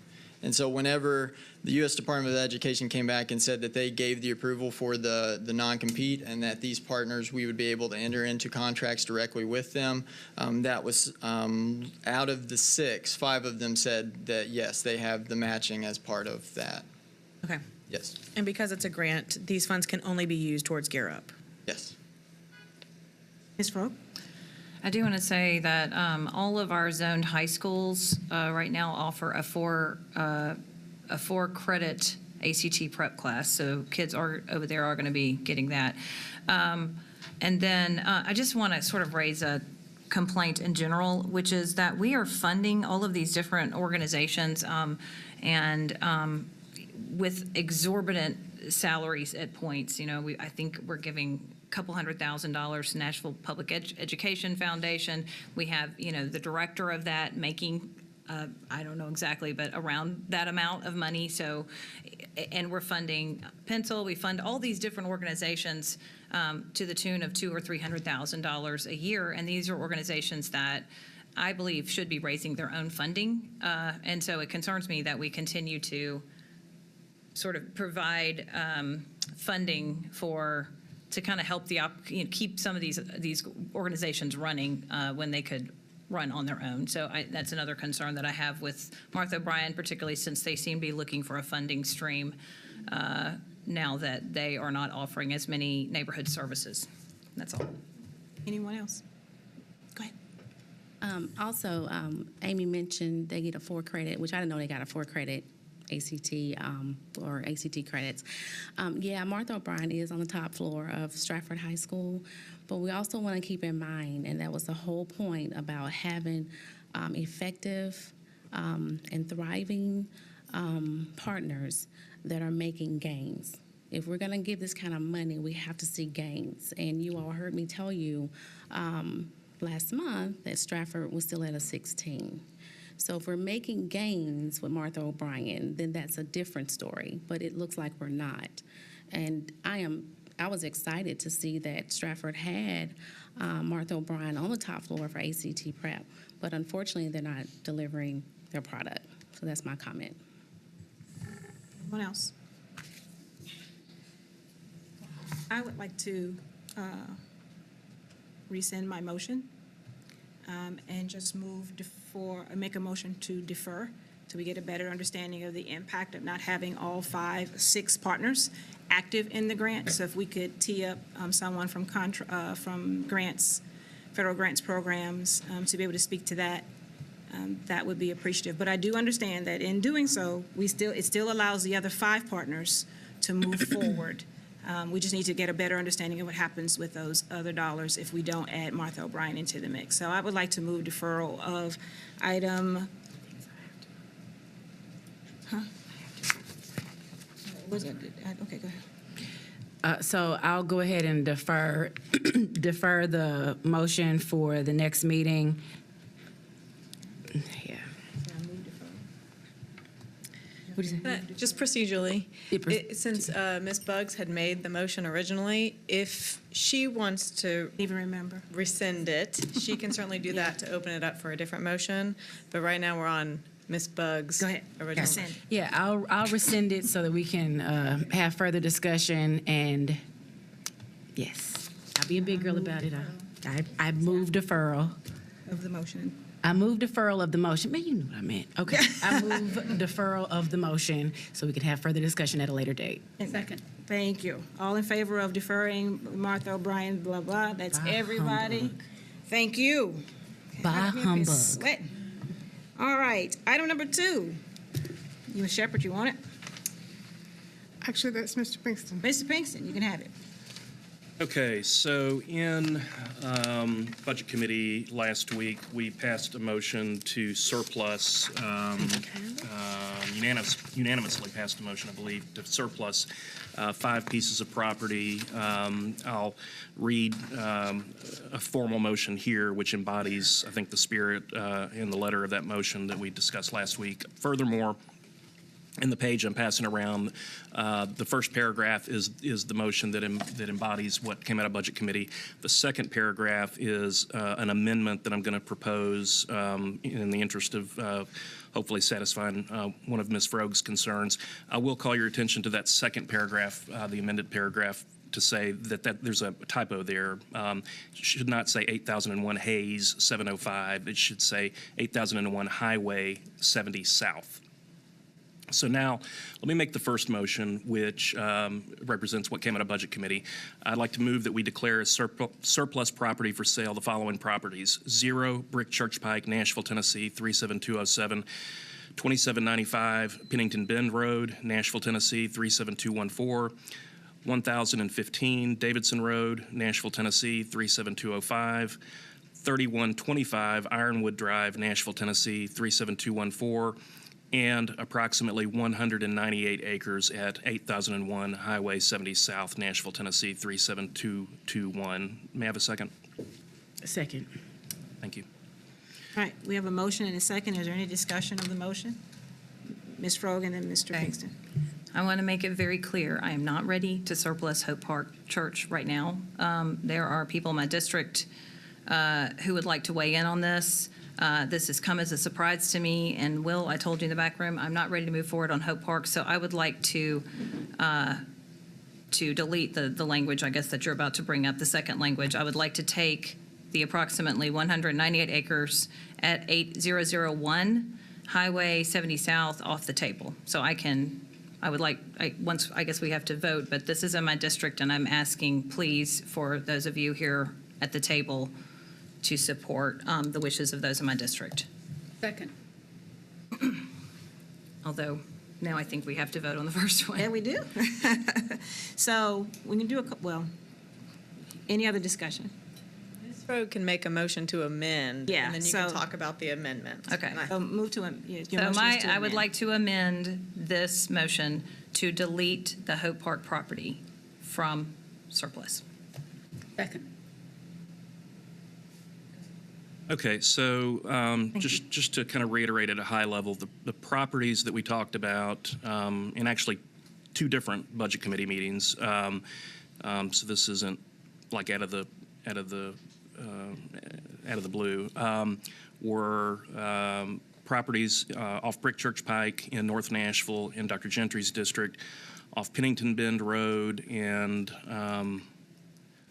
another property in Ms. Shepherd's district, which is the Old Hickman property, the Brookmead property in Ms. Froeg's district, and approximately 198 acres at Hope Park, which is what Ms. Froeg is referring to in her district.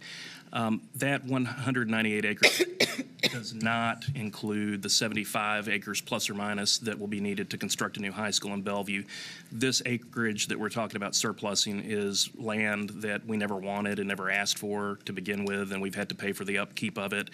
And it seems reasonable to go ahead and dump it since the school system has no need for it. However, I definitely understand that there are some council members in that part of town who would like for that property to stay on the books of the metropolitan government, which is why I had planned prior to Ms. Froeg making the amended motion to introduce an amendment essentially transferring the property to Metro Parks or another metro agency, since it's not something we ever wanted or needed to begin with. And ultimately, the council will make this final decision. They actually do have line item deliberative power over capital needs and stuff like this. So that's the rationale. I guess procedurally, she's made a motion. It's been properly seconded. We need to vote on that motion before we can talk about anything else. So the motion on the floor is to approve, let me read this right, approve declaring as surplus property for sale the following properties: the Brick Church property, the Pennington.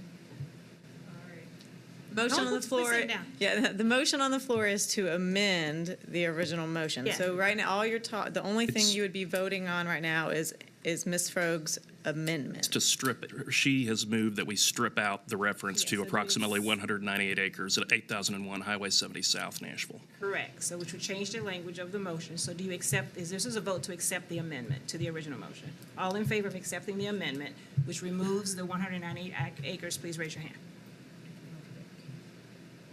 That's a different, yeah, altogether.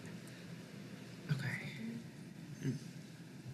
1, 2, 3, 4. I need to hear this. You know, Because I'm trying to hear diseffectuating the sale. So, because if we vote for the First Amendment, we cannot. Amendment fails now. I would Yes, bring okay. forward the Second Amendment. okay. All right. So the Second Amendment. So there were 4 in favor. Any opposed? 1, 2, 3 opposed. Oh, no, I don't like to abstain. Okay, 4 opposed. So no action is taken. The motion fails. And so we're back to the original motion to approve the motion as printed on the paper, which includes the 198 acres, the original language of the motion. Yes. So that the motion as read is what came out of Budget Committee. I am further to address Ms. Froeg's concerns, offering an amendment that would, in addition to listing as surplus property for sale those properties, adding language that would say Metro Parks. It should say Metro Parks. I'm sorry for all the typos here. Metro Parks or another Metro agency will have the right of first refusal on purchase of the property at 8001 Highway 70 South, Nashville, Tennessee 37221 for the purchase price of $1 if necessary to effectuate a sale.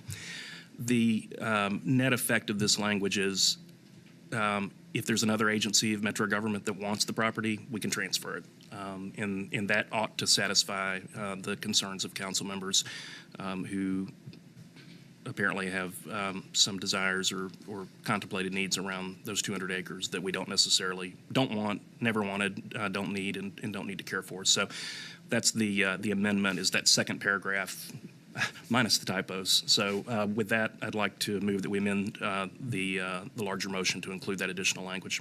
Second. All right. I was unable to attend the meeting last week about this vote. Had no notice of this whatsoever.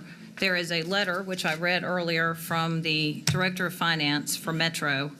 There is confusion about what that letter means, and I actually went to Corey Harkey tonight, and she has clarified some of it, but I still think there is some confusion.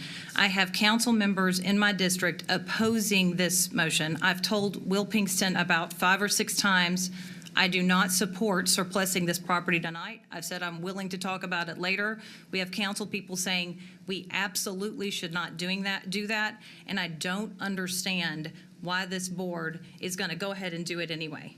I'm asking you to give people in my district an opportunity to weigh in. I don't know what the benefit is if we're surplusing this property in order to raise money for our operating budget. That's not going to happen because that money is going to go to pay off the bond. So if another board member has a decision to be made in their district, I would respect that.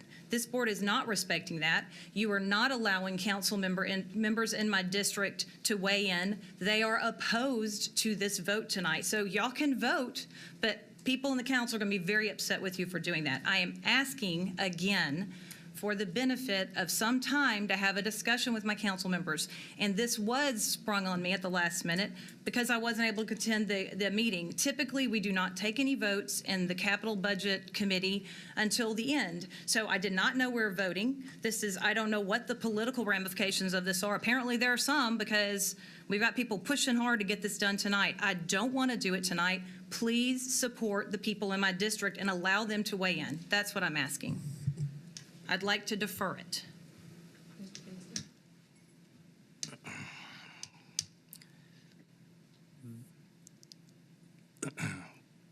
I opposed the acquisition of this property when it happened.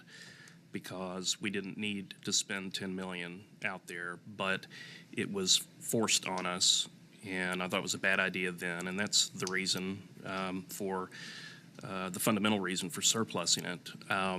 This creates an environment, if the members of the council, who I respect, are so interested in the property, this gives them a perfect opportunity to move it to parks, to move it to another metro agency, to get it off our books so that it's not an ongoing expense for us.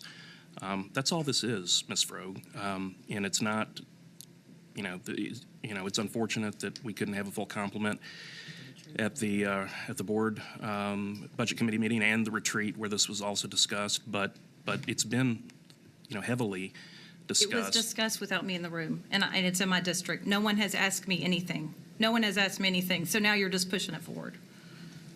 I mean, come on. It was a vote. I wasn't at the meeting. It was preceded. I couldn't be at the meeting. It was preceded by lots of conversation, and this is, if the council members are concerned, then this gives them every opportunity to acquire it on the general government side. That's all this is to get it off our books. Ms. Spearing, and then back to Ms. Frogue. Thank you. Ms. Frogue asked for this is a simple request. There's a certain thing called councilmatic courtesy, and that is all she's asking for. This is her district, and if it were my district, I would feel the same way. I would want to be involved. Now, I understand it was a unanimous vote, but all 9 of us were not there, clearly. I was not there. Ms. Frogue was not there. I don't know who else was or wasn't there. But I would like to see public participation. I would like to hear, I'd like to hear what people think. I know that there is that the council has brought legislation not to continue to surplus or sell our various properties in order to put money into our operating budget. And I know that's not going to take place until, January? But when? July of 2019. There is no rush to do this tonight. Our board member has asked that it's in her district. Give us some time. That's a simple request that would show respect on this board. I'm sorry, Ms. Elrod was first, and I'll come back to you. Okay. So my concerns are, we did discuss this last week and you weren't able to attend that. There have been some other meetings we've discussed it. You were not in attendance, but you have been in attendance when we have discussed it as a whole packet.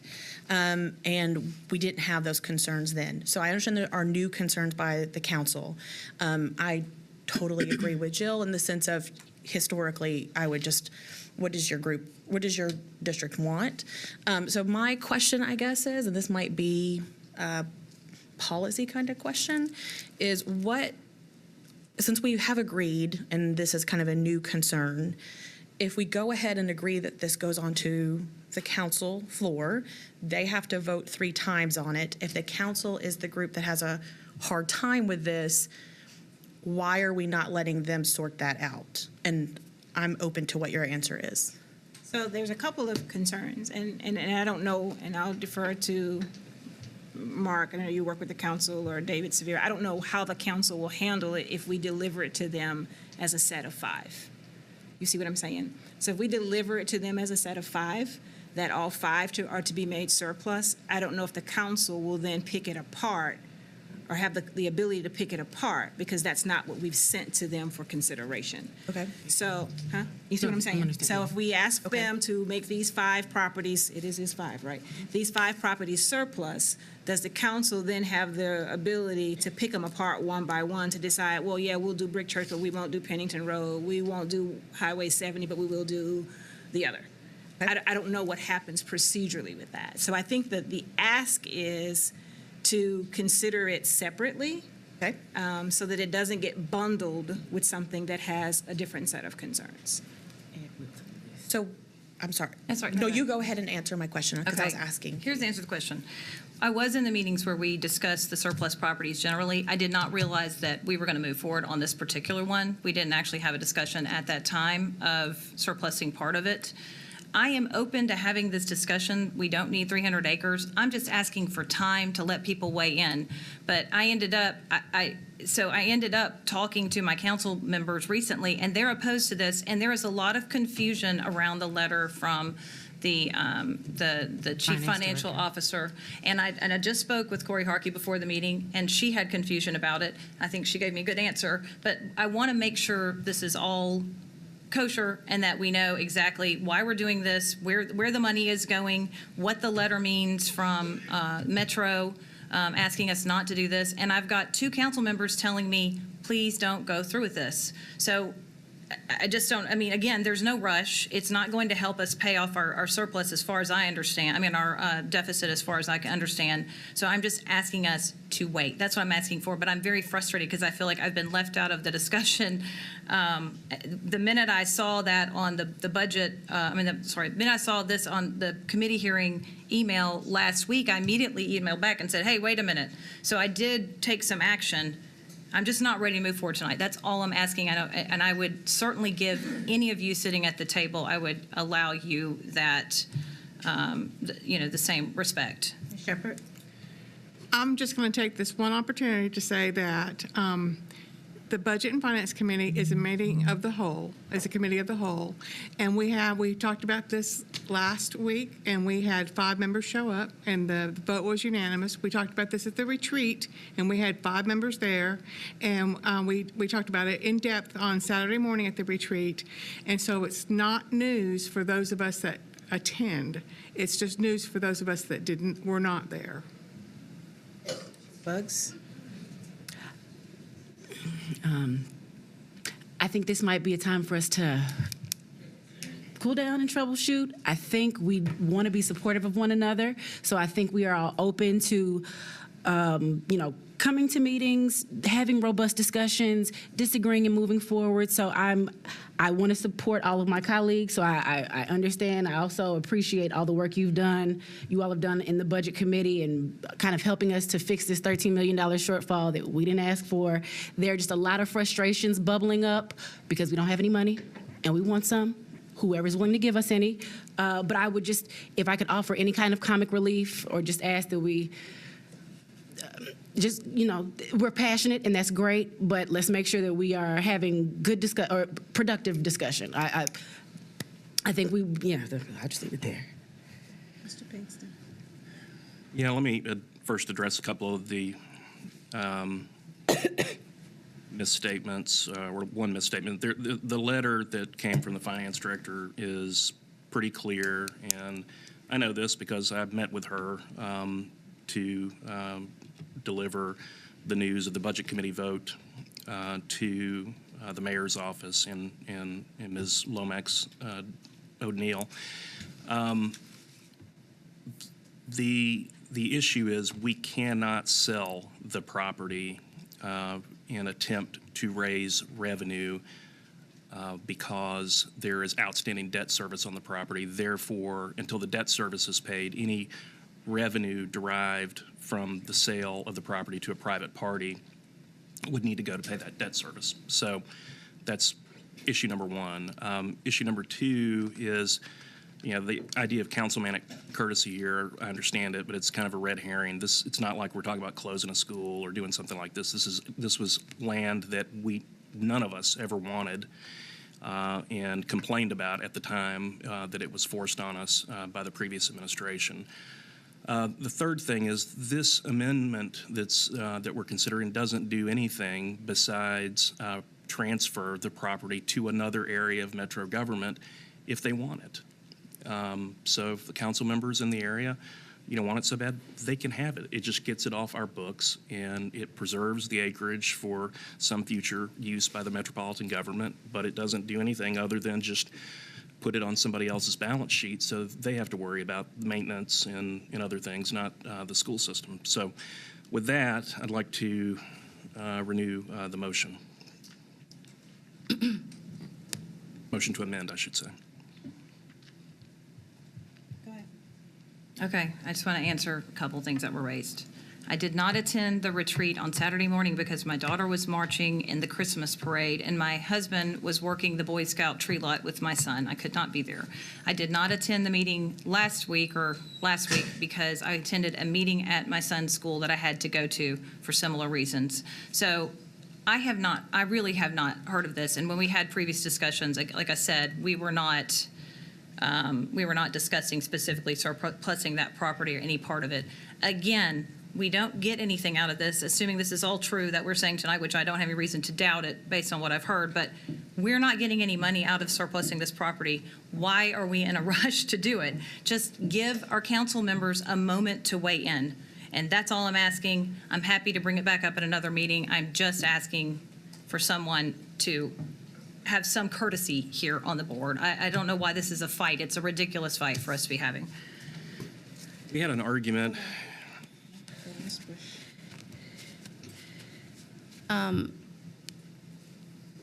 First of all, the retreats are not mandatory. That's number one. When we have family engagements and we have prior obligations to our families, they are number one and they are priority. The retreat is not mandatory. At the retreat, we always ask for the agenda, or we get the agenda to see what is going to be discussed, and this was not on there. If it was, please show it to me. It would have given Amy an opportunity to redo her schedule, because this is a passion and this is something that she owes to her constituents, and I am sure she would have made some kind of accommodations, but it was never mentioned. Also, when we did have an opportunity to discuss this in the back room and we had this information in front of us, she also raised concerns, the very same concerns that she's raising tonight about this property. So again, we talked about respect. And once again, we're not respecting our council, our board members and their wishes, and they have valid reasons why this should be amended.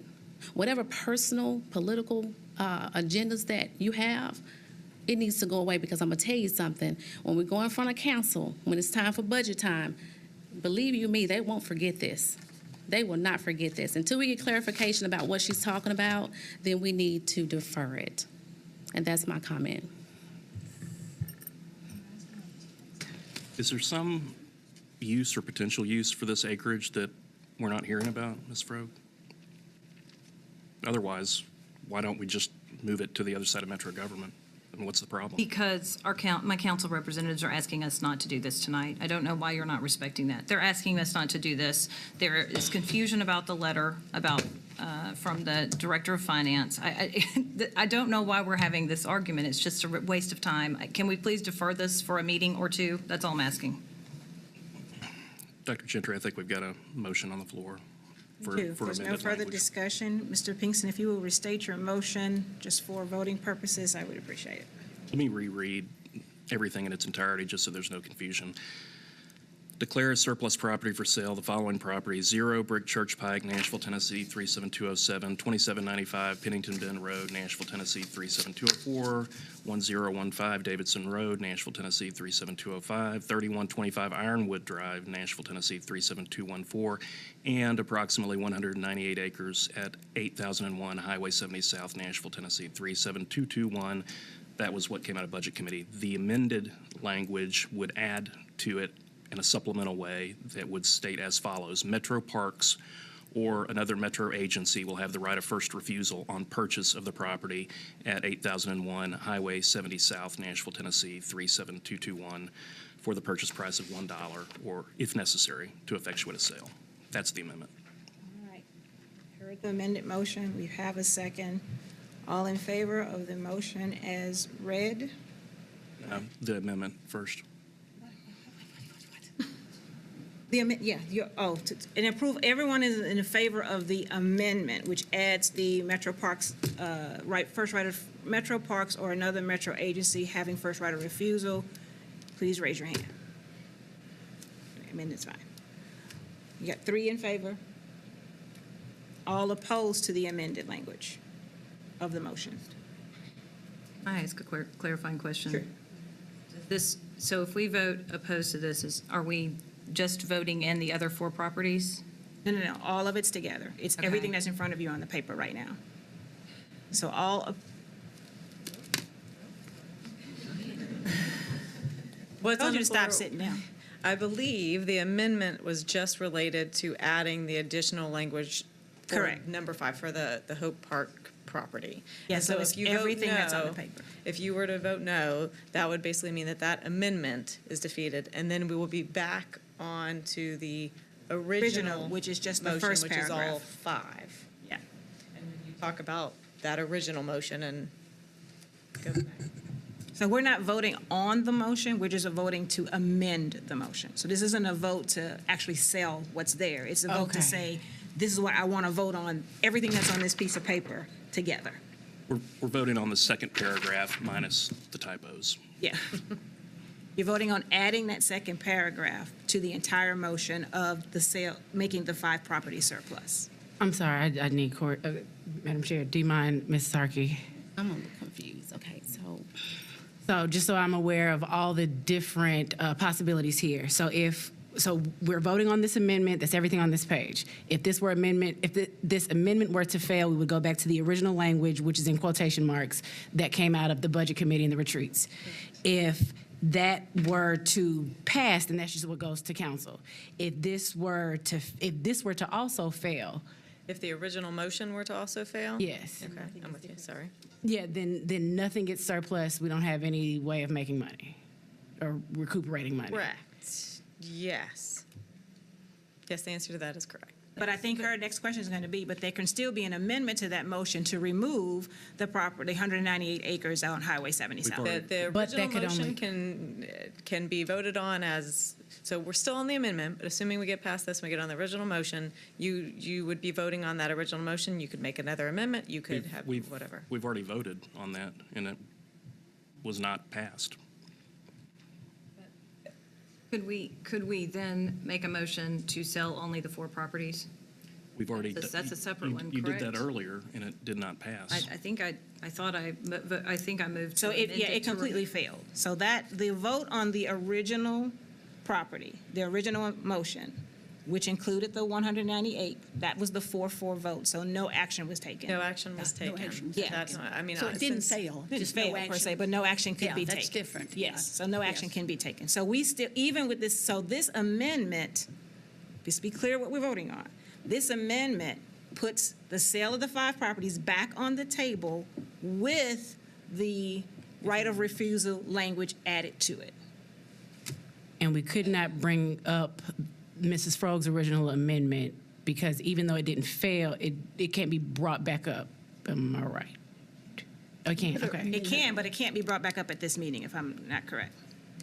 I apologize. So the motion that we're unable to take action on, the 4-4 vote. In my understanding, that was an amendment to the original motion that was ended in the 4-4, so no action was taken on the amendment, which in this case, that amendment didn't pass, and so you went back to the original motion. You had a new amendment. That's what we're on right now, is that new amendment. So we have not had a vote, if I'm not mistaken, on the original Correct. with the 5. We have not taken a vote on that. But we can bring up the original amendment that was 4-4, that no action was taken, if this amendment fails. Correct, yes. Okay, yeah. Yes. Yes. yes. I would That's encourage it, you to yes. focus on the amendment that is currently being voted I'd on. encourage and you to then get a go stool. back. I know. We're going there. Or make sure you got your Fitbit on, one of the two. You have options here. So now, what we're voting on is to amend the motion so that when we take a vote, we're voting on everything that's on this paper. Does that make sense? Are we clear on what we're voting on? We're voting on amending the top motion to include the second piece at the bottom, to accept that as an amendment. Okay, all in favor of amending the motion to include everything on this paper, raise your hand. We got the 3. I'm a 3rd. All opposed? 1, 2, 3, 4, 5. So the amendment fails. Now, we can hear a motion. No. Now we can entertain a motion to accept the original. Told you about this. Now you're back on the original motion. Correct. Which was to surplus all 5 Yes. properties. That's the original motion, which is still out there. It's still out there. To be voted on, because we've just been playing in amendment land for the past hour. Okay, so now the motion on the floor, ready for a vote now, is to declare as surplus property for sale the 5 properties listed there. The 5. The 5. Okay. It's the original motion. Back to the 5. All right. Got it? You ready? Yes, yeah. Okay, so all in favor of surplusing all 5 properties, raise your hand.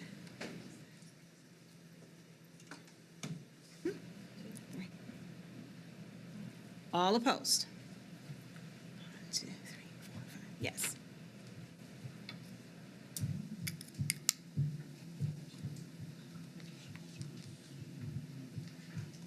Motion fails. No action has been taken. We're not surplusing anything. You can open it up for Now, a new motion. there we go. We can now open it up, whew, Lordy, for a new motion. Ms. Frogue. I would like. I am surprised that you raised your hand. I would like to rescind my vote. You don't have to rescind anything. Just make a new motion. All right. Well. No, we out of rescind. We're not left to rescind. There's Okay. nothing on the floor. It's all you. Roll your Okay. sleeves up and go for it. It's your moment. Okay, so I would like to move that we declare as surplus property for sale the following properties. Number 1, 0 Brick Church Pike. Number 2, 2795 Pennington Bend Road. Number 3, 1015 Davidson Road. Number 4, 3125 Ironwood Drive. Is there a second? Second. All right, we have a motion and 2 seconds. Any other discussion? Very good. We will now take a vote on the motion as read. All in favor of surplusing all the properties listed here with the exception of the one on Highway 70 South, please raise your hand. It is unanimous. I appreciate you all greatly. This was so much fun. Oh my God. This was great. Thank you. Thank you, thank you, thank you. All right, we're moving on to the director's report. There is actually a director's report. Y'all thought we were done. Thank you, Madam President. We have just 2. First, we just wanted to give an update on our SEL. As you know, we're moving towards an effort to reduce expulsions, arrests, and suspensions in our school. Doing so is not simply a matter of changing the rule, rather than it is a matter of changing practice in how we work and learn together. This change in practice requires a change in mindset in our teachers, our administrators, and our families. Our data suggests that we are suspending a lot of kids. We have a moral responsibility to understand the nature of the root cause of the behaviors and to provide supports that address those causes. Let me make one thing clear. The safety of our students and our teachers is our top priority. We want every student in school in an environment conducive to learning. Talking about the changes in discipline practices in elementary schools at last week's principals meeting, I made a point that principals and central office needed to provide supports that relieve the burdens on teachers. To make that point, I referenced the title of a book that takes a lighthearted approach to the challenges of being a school leader, and that book is called If You Don't Feed Teachers, They Eat the Students. Guide for Success for Administrators and Teachers. The book is well known among principals. The main idea of the book is that successful administrators feed the spirits of their teachers continuously to make sure that students are in a climate where they are encouraged to take risks and are supported. It also points to the fact that leaders need to do whatever it takes to say thank you for a winning effort. The book outlines the characteristics of a well-adjusted leader. That is a person who cares and is concerned for others, a person who wants to be successful, a person who can handle stress, a person who thinks logically, and a person who knows how to have fun.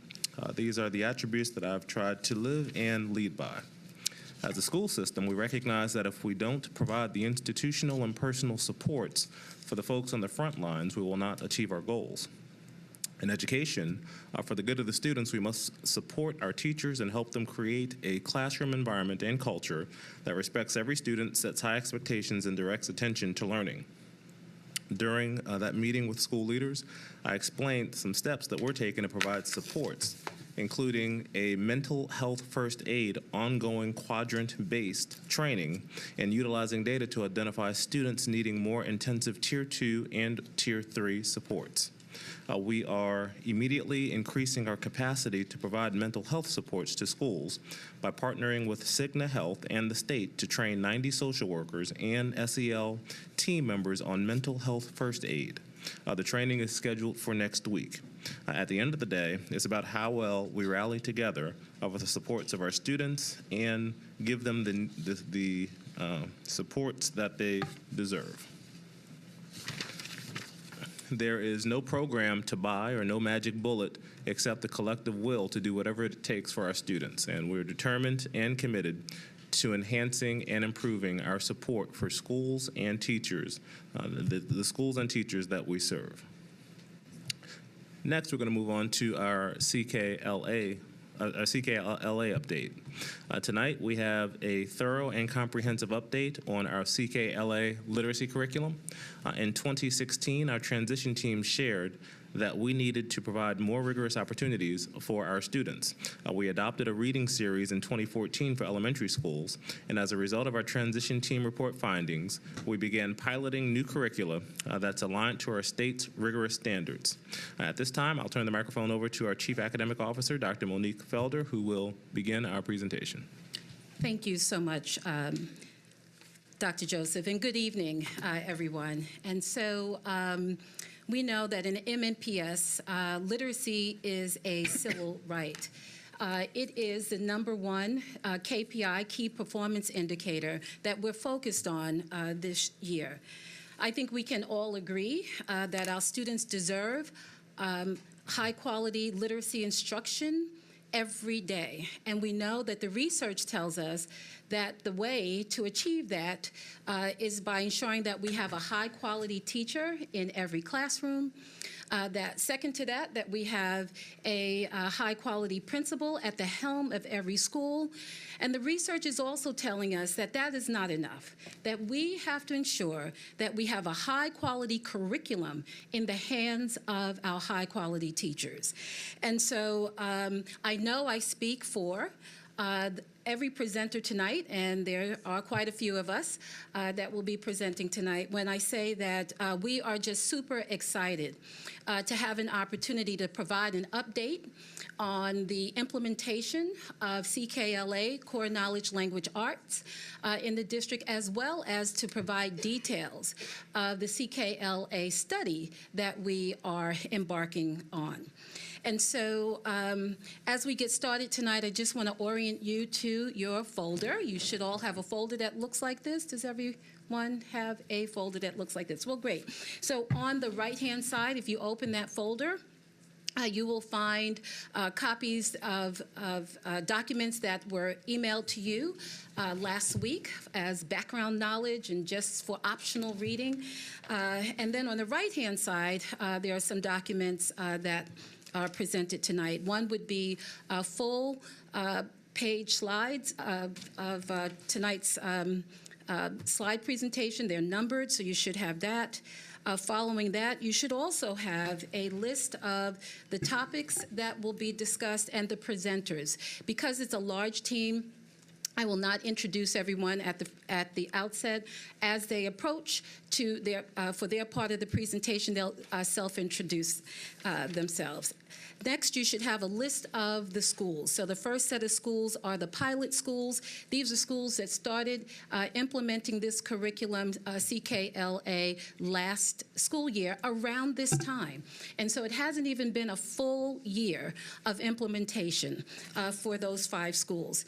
And underneath that, you will see the study schools. So there are 24 schools involved in the study.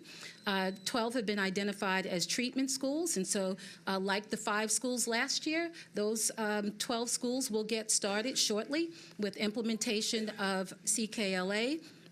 starting in kindergarten, but you'll hear more about that. And then the 12 control schools, they'll get started in the fall.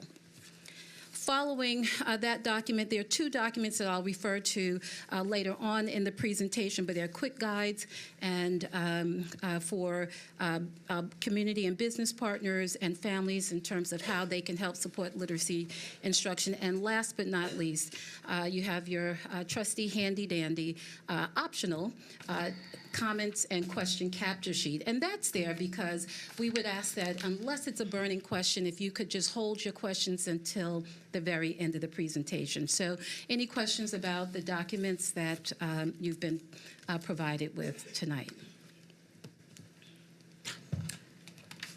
Okay. And so what do we hope to achieve tonight? Well, we have three outcomes for tonight. One, to give you an opportunity to engage with teachers who are implementing CKLA. So you'll have an opportunity to do that. Secondly, we want to provide you with information or more information with regards to what exactly CKLA is, why we are participating in the study and to this national study, and to give you more details about the study. We also want to engage you around data that from the 5 schools that started implementing last school year. So those are our 3 outcomes for today.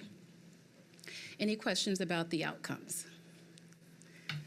No, right. Thank you. So, all righty. So we thought we'd kick off tonight by giving you a glimpse into some of the classrooms that have been implementing CKLA since last school year. So we want to kick off the meeting in that way. So here's a peek of CKLA instruction in action.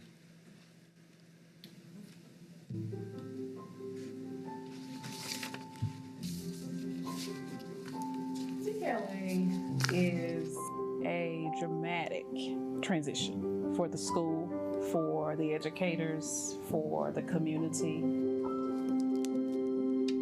CKLA is unique in that it provides a big idea with all of the strategies embedded. Planning has been different because I'm able to use my time more wisely.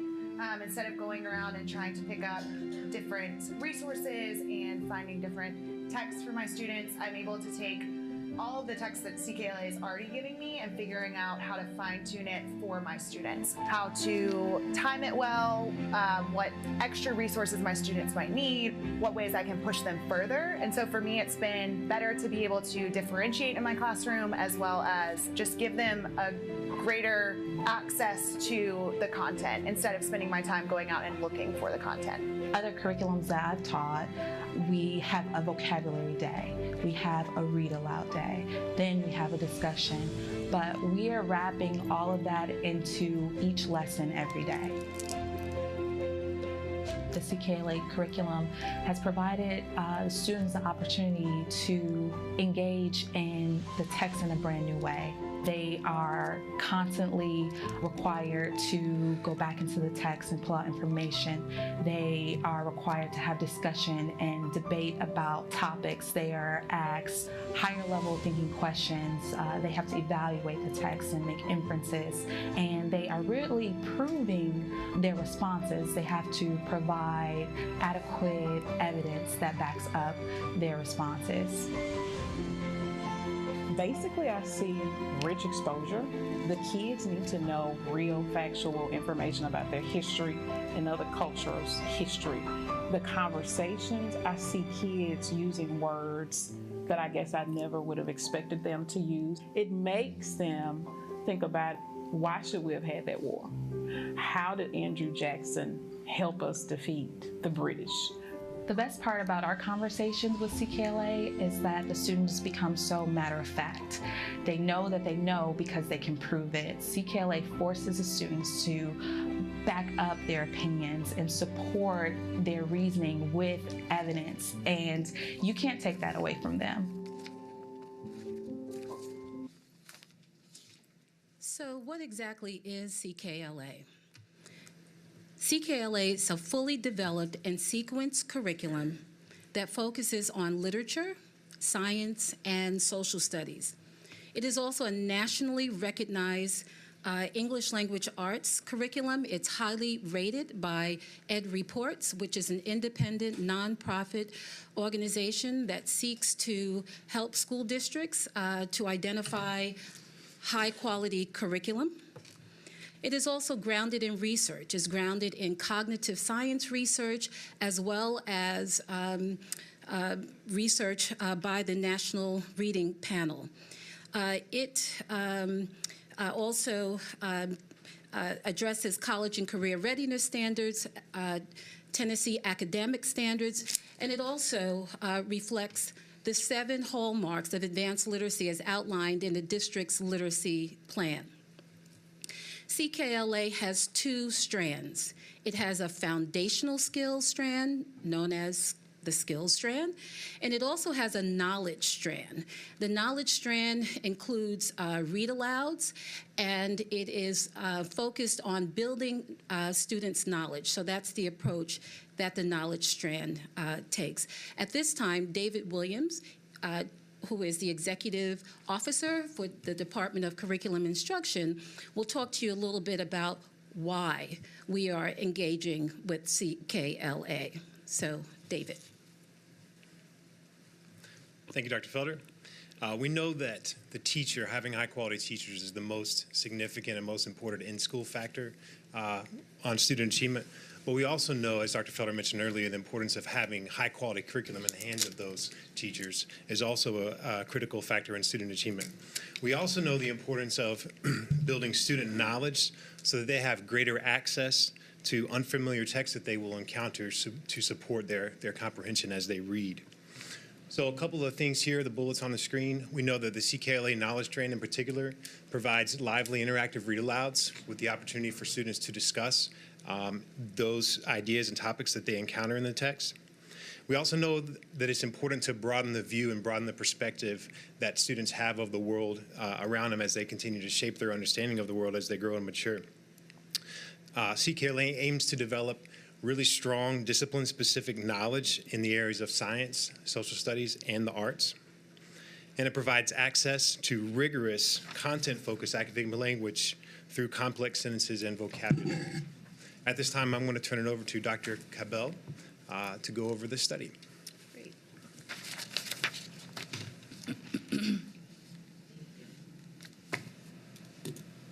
My pleasure to be here tonight. Thank you for giving me the opportunity. My name is Sonia Cabell, and I am an assistant professor at Florida State University. My background, I started out as a second grade teacher and became my school's reading coach during the Reading First era. And so I certainly respect what it is to be a teacher and the quality that teachers bring and the expertise that teachers bring. This study looks at the efficacy of the Core Knowledge Language Arts Read Aloud program, or the Knowledge Strand. And I wanted to say up front that this study is funded by the Institute of Education Sciences, which is the research arm of the U.S. Department of Education. So this study is completely independent from Amplify, who sells the CKLA materials, and it's independent from the Core Knowledge Foundation, who developed the materials. So again, it is a $3.3 million study funded by the Institute of Education Sciences. I'm the principal investigator for this study, and my research team consists of investigators across different universities. Dr. James Kim at Harvard University, Dr. Thomas White at the University of Virginia, and our project manager for this study is named Marcy Wyatt, and she is the school's main point of contact for the study. This particular study has been funded because there has not been a multi-year study of the effects of building children's knowledge through reading aloud. And it's one that is much needed, and it could have a big impact on instruction in the United States. I want to explain just a little bit about the Core Knowledge Language Arts in kindergarten through second grade. That's the scope of this study. CKLA has 2 strands, both skills and knowledge, and in this study we're focused on the knowledge strand in particular.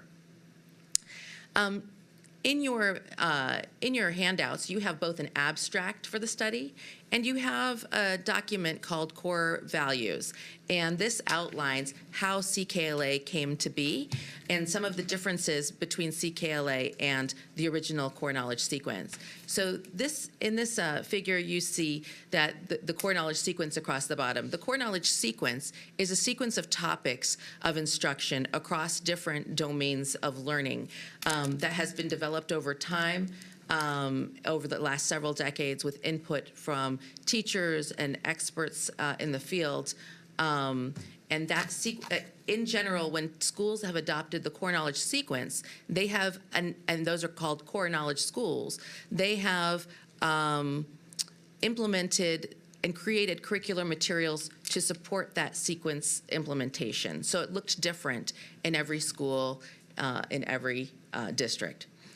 The foundation, the Core Knowledge Foundation, in around 2011, developed Core Knowledge Language Arts, the language arts portion of the language arts curriculum that we're talking about today, which follows the core knowledge sequence or embeds the sequence. There was a version 1 that was developed, which through funding through Race to the Top in New York, and was part of the Engage New York materials that were available. Version 2 is the most up-to-date version that exists, that's been through Amplify, and that has been modified and adapted and improved over time. As was already mentioned, some of the strengths of the Core Knowledge Language Arts program are the interactive read-alouds and the exposure, the wide exposure to people's cultures, events, and ideas from all over the world. In addition, the important background knowledge that's being developed in science and social studies and the arts and the access to academic language. This curriculum is being widely used across the United States right now. There's a large existing network of core knowledge schools that have used the sequence for decades across 46 states. New York State adopted the language arts program in K-2 and helped to fund its development. And then several large U.S. districts in the United States have adopted a knowledge-building approach to reading comprehension instruction. These include Jacksonville, Washington, D.C., Baltimore, among others. The research questions that pertain to this study are: what is the effect of CKLA on children's growth in vocabulary, listening comprehension, and knowledge as they advance from kindergarten through grade 2? And then we also want to know what is the effect of CKLA on children's reading comprehension at the end of first and second grade. As you can see on this slide, we're collecting both student-level data and classroom-level data. Within the district, there are 24 schools that have agreed to participate, and the teachers have voluntarily consented to participate. In addition, any child, this should go without saying, but any child that has been tested, the parents provided permission, signed permission for us. Half of the schools were randomly assigned to be in the treatment condition, and half of the schools were randomly assigned to be in the control condition. The numbers of children that we are testing and following are about 650. The design itself is a win for all schools. Schools are either going to be given materials and training either this year or starting next year. All participating schools, regardless of condition. So all get the program, the materials, and PD. This diagram, or this slide provides a timeline of implementation. As you can see, in 2018, 2019, the treatment schools are beginning kindergarten implementation shortly, and will implement for about half of a year. Next school year, 2019, 2020, the treatment schools will be implementing in first grade, and then the following year in second grade. And you can see the control schools are getting the same exact curriculum, curricular materials 1 year later. So the expectation of participation is that teachers will implement a 1 hour curriculum that can be split. It can be split apart across 2 sections of their day, or it can be consecutive 1 hour within the language arts block. It's a structured and supportive but not scripted curriculum, so teachers do not have to follow a given script, but rather there are supports for teachers and ideas for teachers for what kinds of things to talk about. And it's one of the key elements of the program and of core knowledge in general is the sequenced instruction, that students learn new knowledge based on after already having learned the prior knowledge. So it gives students knowledge on which to build new knowledge. When instruction bounces around in topics, it really privileges students who already have that background information in order to understand the new topics. We've asked that there is an assessment and observation, assigning a point of contact for scheduling. And for the treatment group, we're engaging in grade level planning meetings with teachers twice per month with a trained facilitator. This is our timeline for our activities that happened this year and are continuing to happen the rest of the year. As you can see, teachers are receiving approximately 2 days of training that are the 12 schools that are in the treatment group. And we will post-test children in April to mid-May. Thank you. Hello. We had 3 priority schools in priority status, that participated in launching a CKLA pilot last year. They launched both strands, K through 4. They were Buena Vista, Napier, Churchwell. We launched in late November, early December, and fully launched the curriculum in January. When you look at our KPI data around MAP-R, you can see that Progress 1, Monitoring 1, which was our fall data last year before we implemented, before we had materials, is in that first set of columns. The second column with the growth was as we were implementing that assessment was in November. Our teachers were training and learning how to use the materials.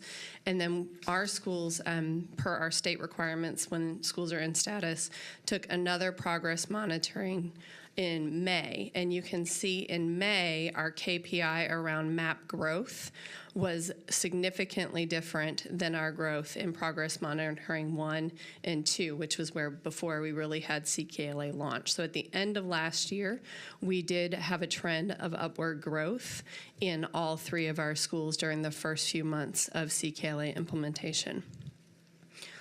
Then if we look at our FAST data, we are hoping to reduce the growth, or reduce the amount of students who are at risk. You can look at our progress monitoring 1, 2, and 3. That follows a similar pattern to our MAP data. In progress monitoring 1, of course, that was in the fall. Winter was as we were starting to implement. You can see those gaps growing. So as our students were going through the year, their gaps were growing.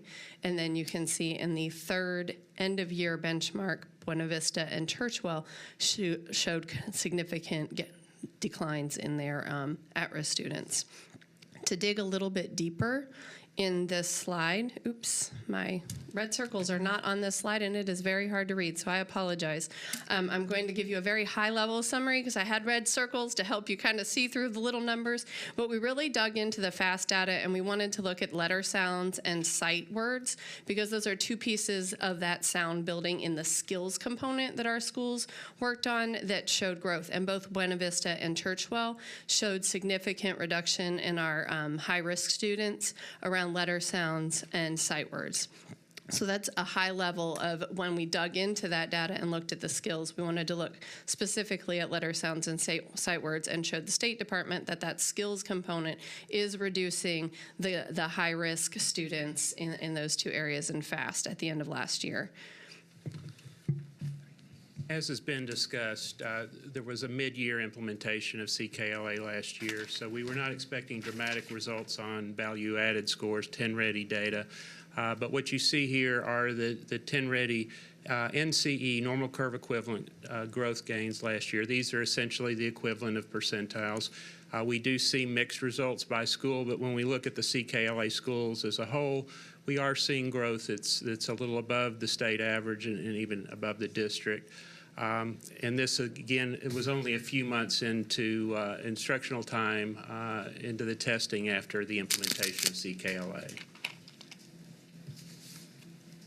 One of the things we were required to do for the Tennessee Department of Education, because they were the ones that funded the CKLA implementation in our 3 schools, was to show teacher practice development over year 1. Because one of our theories of action that was approved by the Tennessee Department of Education was that our teacher practice would change and our teacher practice would better match the standards at the end of year 1. So this is one of our reports around a third party that looked at our teacher practice and showed that overall, our data at the end of the year showed 100% of our teachers at Robert Churchwell, when their classrooms were walked through and assessed at the end of the year, you can see the green to the blue, 100% of our teachers were having standards-aligned lessons. So that was a huge bonus for us. It was a huge win for the State Department. They were very pleased with that result.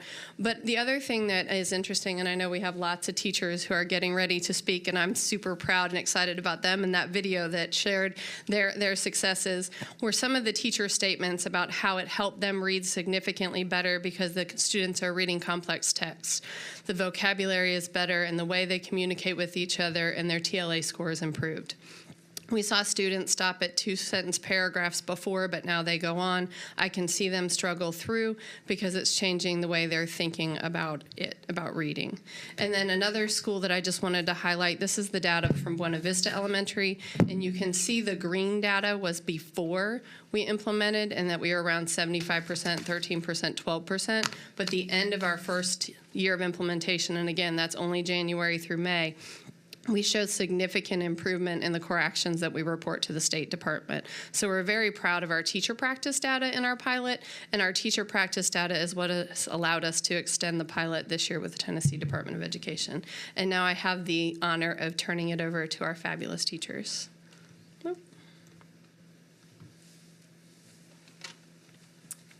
Hi, I'm Josephine Appleby, and I teach kindergarten at Buena Vista. I'm Annalie Graham, and I teach first grade at Buena Vista. Last year, both of us were in new teaching roles, and we were so appreciative to receive CKLA in October because it gave us a structured example of what a rigorous ELA scope and sequence looks like in our prospective grade levels. The skills portion of CKLA gives teachers a structure of how to explicitly model foundational skills to students and provides opportunities for those students to apply those skills and practice them. Within the CKLA skills portion, there are also assessment remediation guides that are provided to assist teachers in differentiating instruction to meet student needs. Teachers have been able to use the assessment remediation guides to provide intervention for students lacking foundational skills. First grade students have grown exponentially in segmenting, blending, and reading fluency. In addition to the foundational skills strand, there's a knowledge strand that allows students to build knowledge about the world around them through exploration of complex texts. The knowledge teacher guides and materials provide lesson objectives and lesson structure for instruction. All teachers have to do is customize it to fit their classroom's needs. Social studies and science standards are integrated throughout the knowledge portion. Assessments are included. Within CKLA, students are able to orally discuss and write about the content learned from kindergarten to 4th grade. For example, right now in my kindergarten class, my students are learning about Native Americans, and every day after we learn about a new tribe, we've been using a graphic organizer to have the students write about what they've learned. CKLA really helps expose our students to worldly knowledge. Some of the topics that are discussed are Mesopotamia, astronomy, Greek mythology, and the Middle Ages. It also is very purposeful in exposing students to rich vocabulary every day with each lesson. So after we do a read aloud, we might focus specifically on one type of word. Like this week, we've been working on the word mischief. The units are they're long enough to allow students to dive deeply into the content and understand it. And they get really passionate about it. I was able to see this last year. I teach kindergarten, but we took some students to the Frist Art Museum for the Mayor's Art Show, and a 4th grade student just talked on and on and on to me about the Roman Empire because there was an exhibit in the art museum at the time. And he knew so many things about it, and that was really cool for me to see. Overall, CKLA provides teachers with the tools we need to meet students where they are and expose them to rigorous content, all while encouraging students to communicate their learning. Thank you.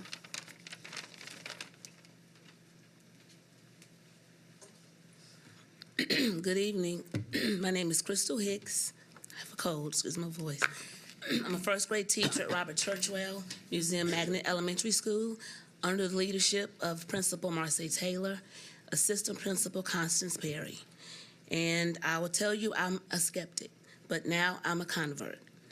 In more than 20 years of teaching, I've had the privilege and the challenge of teaching in 5 different states, 6 different systems, 8 different schools. I've taught in school systems, urban and suburban, high-performing and reforming. In each of these roles, I've had the experience to teach a different reading program, some better than others, some more rigorous than others. But no matter the program, I've always been in pursuit of just one goal, which was to develop and grow independent readers. Yet when I was introduced to CKLA, I must admit that I was skeptical. In this instance, I shared common thoughts with my first grade team and my LTDS. It seemed that we might have gone just a little too far. The pace, the vocabulary, and the topics were in some ways a challenge even for me.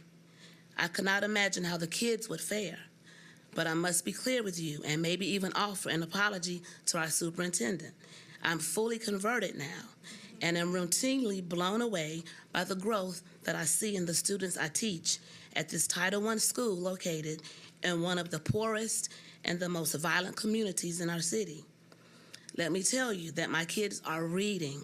They're learning to identify tricky words when they see them in text. They break down sounds in unfamiliar words. They use decoding skills. They're writing letters and with multiple sentences about a topic. And they're using these strategies outside of the reading block throughout the school day. They use these strategies in science, social studies, and in math. Clearly, they understand that it's all tied together.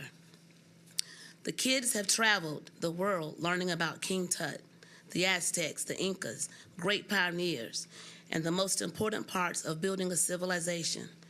I've heard my most shy students join into class discussions to explain how we can still be friends even though we have different religious beliefs. I've listened to these young scholars go through the lunch line and ask for maize instead of corn, totally confusing and frustrating the lady serving the food. I've seen strangers listen to our first graders walk through the Nashville Zoo and use words like camouflage, environment, extinct, and carnivore when talking about the animals. And the strangers will look and say, those kids are pretty smart. What school are they from? I even surveyed my parents of the students to get their feedback on CKLA. They're very pleased at the words that they hear their children using at home and also how well they're reading billboards, restaurant menus, and programs at church. Now remember, I teach first grade. These young people are excelling, and CKLA is a valuable tool that my colleagues and I are using to help them do it. I should also point out that the CKLA curriculum provides exposure and experiences through literature that most of my students won't otherwise get it in their homes. The importance of this can't be underestimated. CKLA helps teachers to open the students' minds to cultures, worlds, and possibilities that they wouldn't have imagined, and that's great for our community and for their future. One cannot go somewhere that they have no idea exists or is possible. The opportunity that I have to hear my students speak using rich vocabulary, write grammatically correct sentences, and read above grade level text independently is the teacher's dream come true. This is the kind of success that thrills teachers to come to work every day. CKLA is rigorous, yet it's engaging, to be sure. It pushes teachers and students, and it's working. It's much more than core knowledge, language arts. Beyond that, it tells our students that we've set a new bar of expectation for them. It connects them to the past and gives them a preview of their future. And I'm convinced that it can be an important piece of what it takes for MNPS to meet the commitment of providing all students in the district with a superb intellectual start to their lives. In closing, I invite each of you to come and visit us at Robert Churchwell, where some pretty good things are happening every day. Thank you for your time.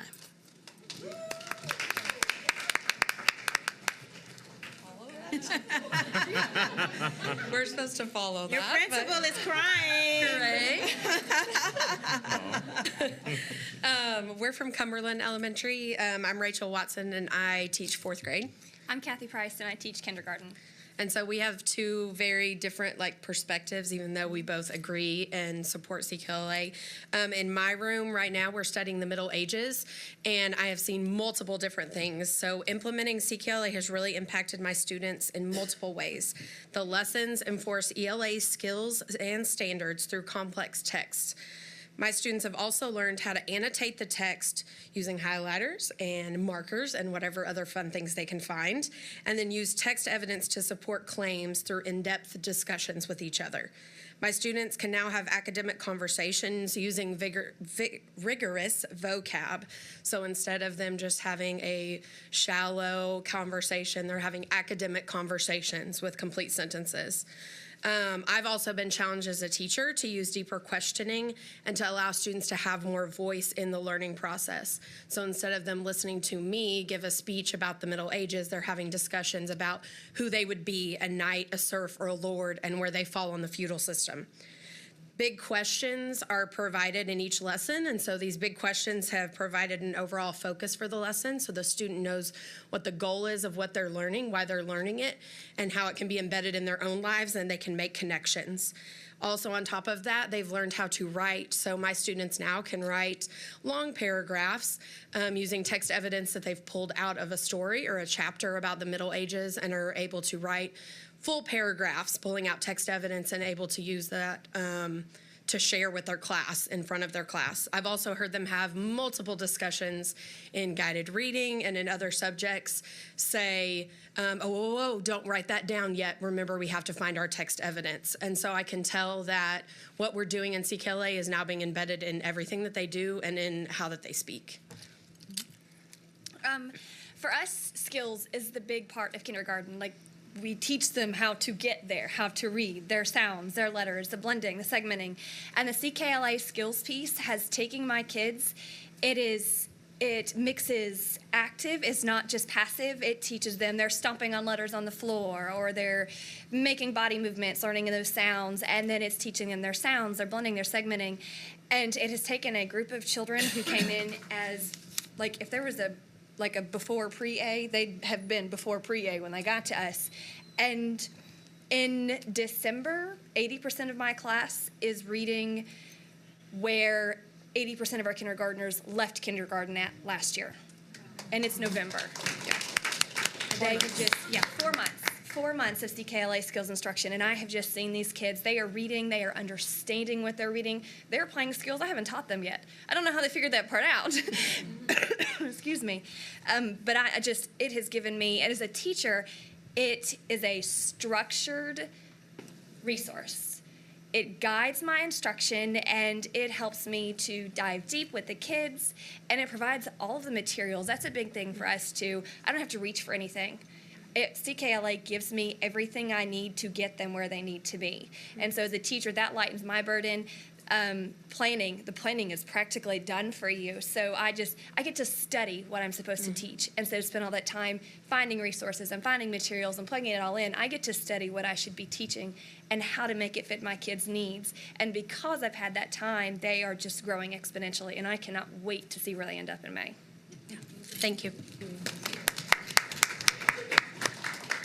Good afternoon. My name is Audrey Quarter, and I have the privilege and the honor of being the LTDS at Napier Elementary School. Our school is approximately one city block, and so you can imagine the lack of knowledge that our children possessed. But CKLA has been a true game changer for us.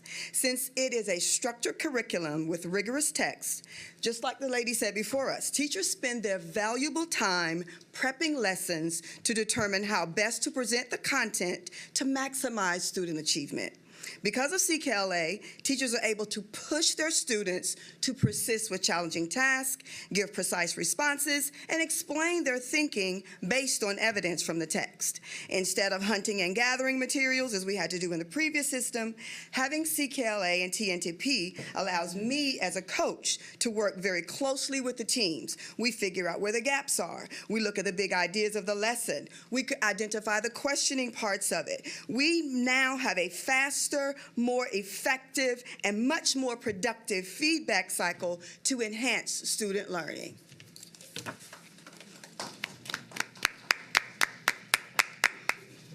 Hello, my name is Kelly Reagan, and I am a kindergarten teacher at Napier. I've been teaching for 3 years, but this is my second year getting to work with the structured CKLA curriculum, and I love it. With CKLA skills, my students are learning to chain out letter sounds and blending that are helping them to independently work on their reading and their writing. Chaining is taught just how kids process their learning. It is a valuable basis for their learning to read and write as they continue on through an educational journey throughout college. Thank you for your time.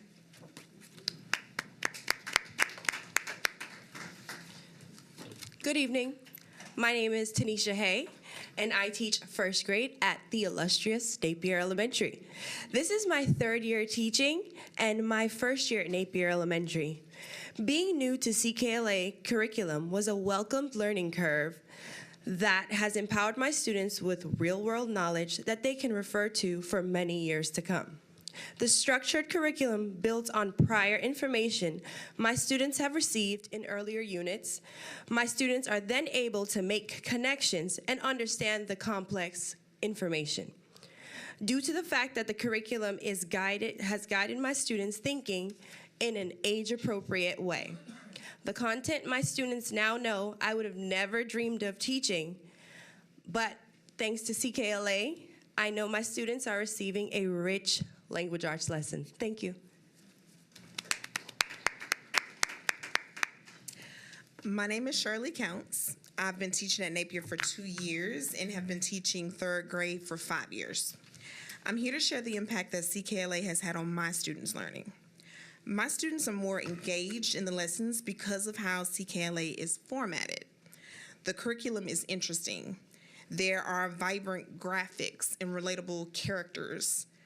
It's diverse, and it introduces students to various cultures. The curriculum is also rigorous, but structured. Other subjects and standards are woven through the units, which makes it easier to implement a cross-curricular approach in my instruction. CKLA is scaffolded to build knowledge, so ideas, skills, and concepts build on one another and connect back as you progress through the units and grade levels. Students are given more opportunities to make real-life connections to text through rich, diverse content that they probably would not have been exposed to at this age with another program. By teaching this structured curriculum in 3rd grade, they're better prepared for the curriculum in older grades. Thank you for your time.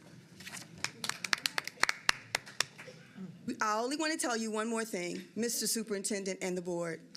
We are absolutely certain that CKLA was that game changer that allowed us to exit priority status. All right. So before we bring this presentation to a close and open the floor for questions and comments, I just want to ask all of you to join me in thanking all of the presenters, but especially our teachers who have been working all day, and here it is almost 8 o'clock at night, and they're still here because they believe so strongly in this curriculum. So let's give them all a big round of applause.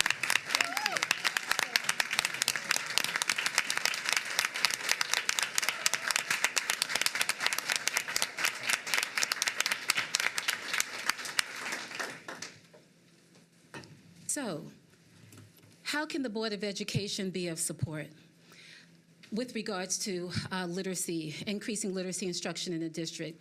Well, we ask that you share with parents and families, help to inform them about how they can help support literacy instruction.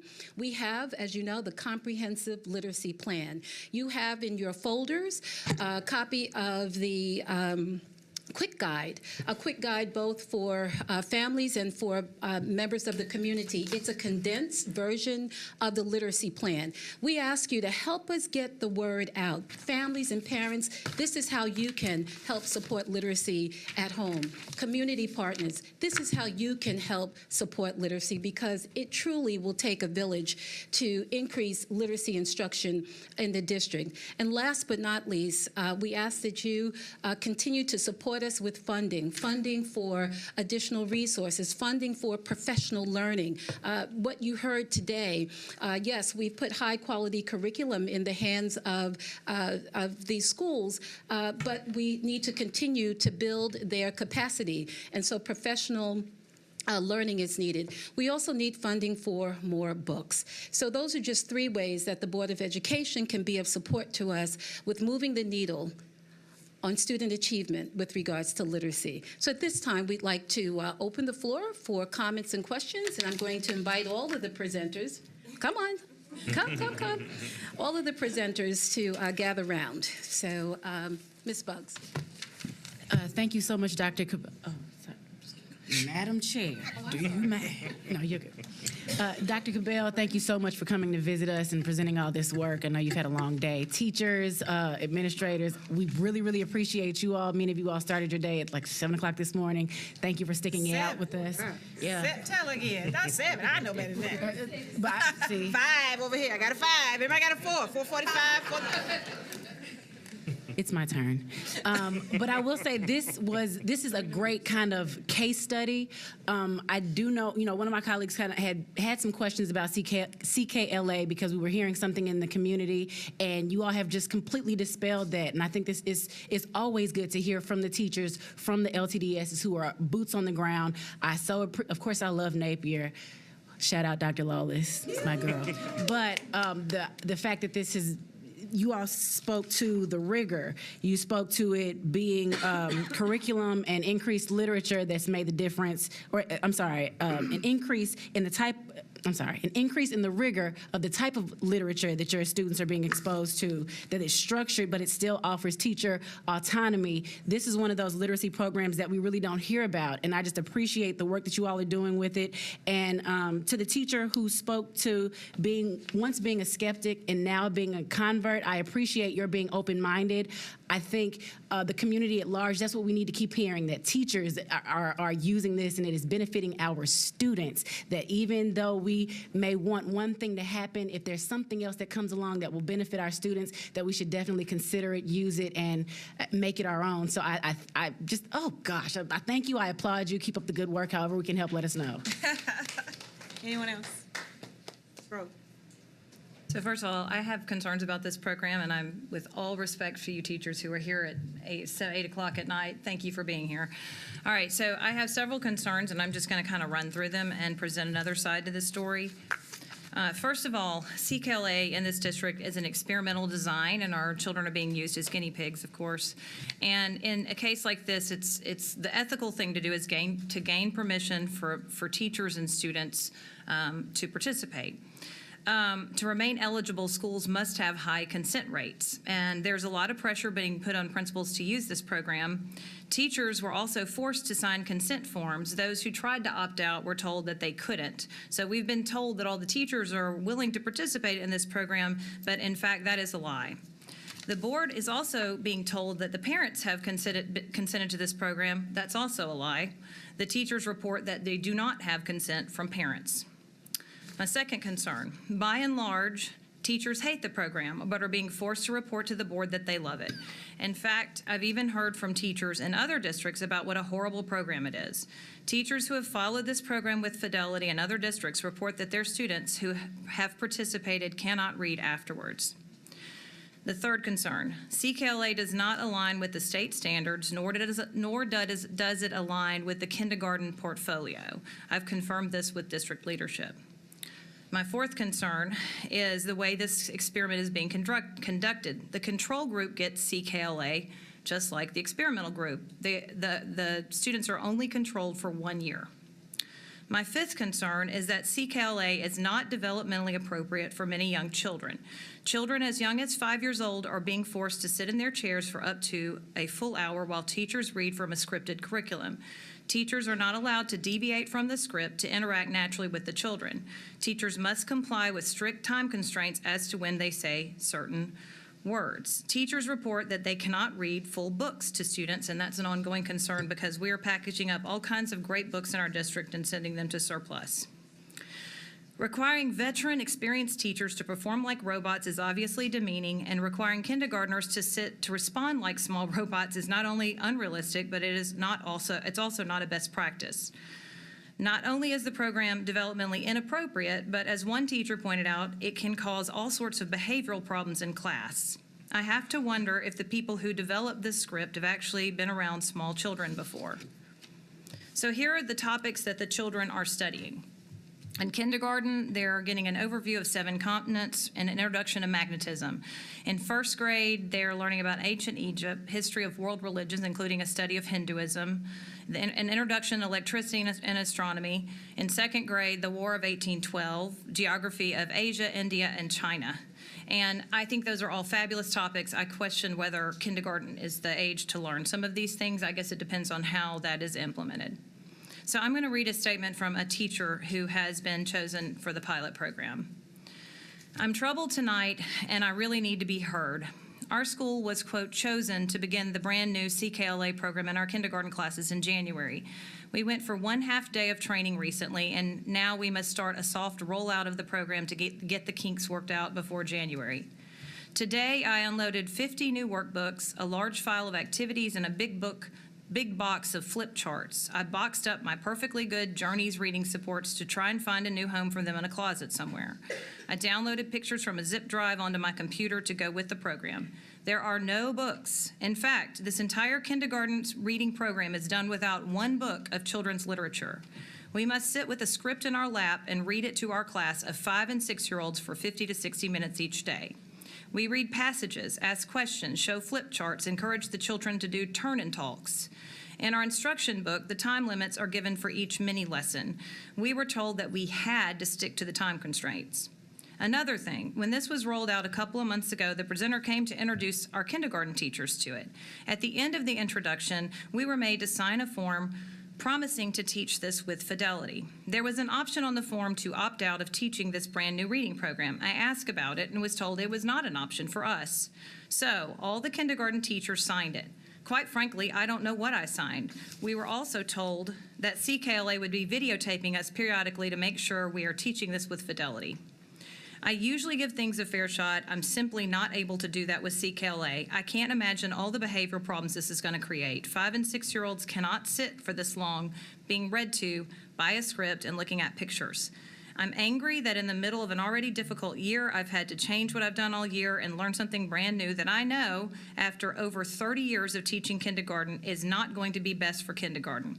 I'm angry that I was made to sign a form and don't even know what my signature meant. I'm angry that I had to stay at school on a Friday night to deal with organizing boxes of supplies and removing hundreds of dollars of other reading supplies.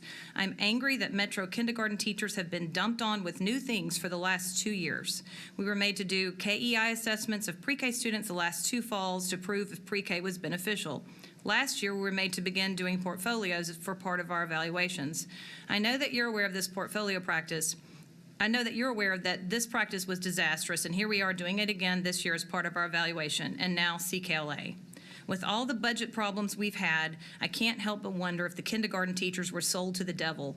Something tells me that Florida State University is paying Metro to do this, and the kindergarten teachers are footing the bill.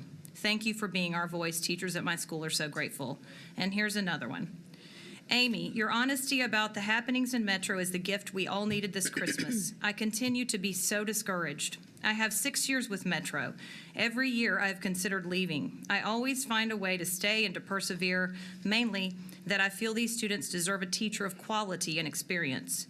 My heart breaks over the loss of veteran teachers that we are in desperate need of for guidance and mentorship.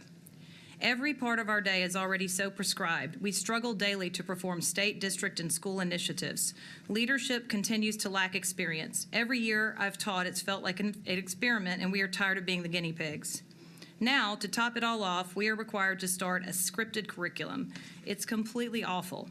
It was meant to take the place of our read aloud time, yet it's an hour long. It does not include sight words, phonics, or writing instruction. We were told to get all that in during our small group time. We're also required to do guided reading and TLAs, so we are scratching our heads trying to figure out when to get reading pieces composed by students that we can use for a portfolio.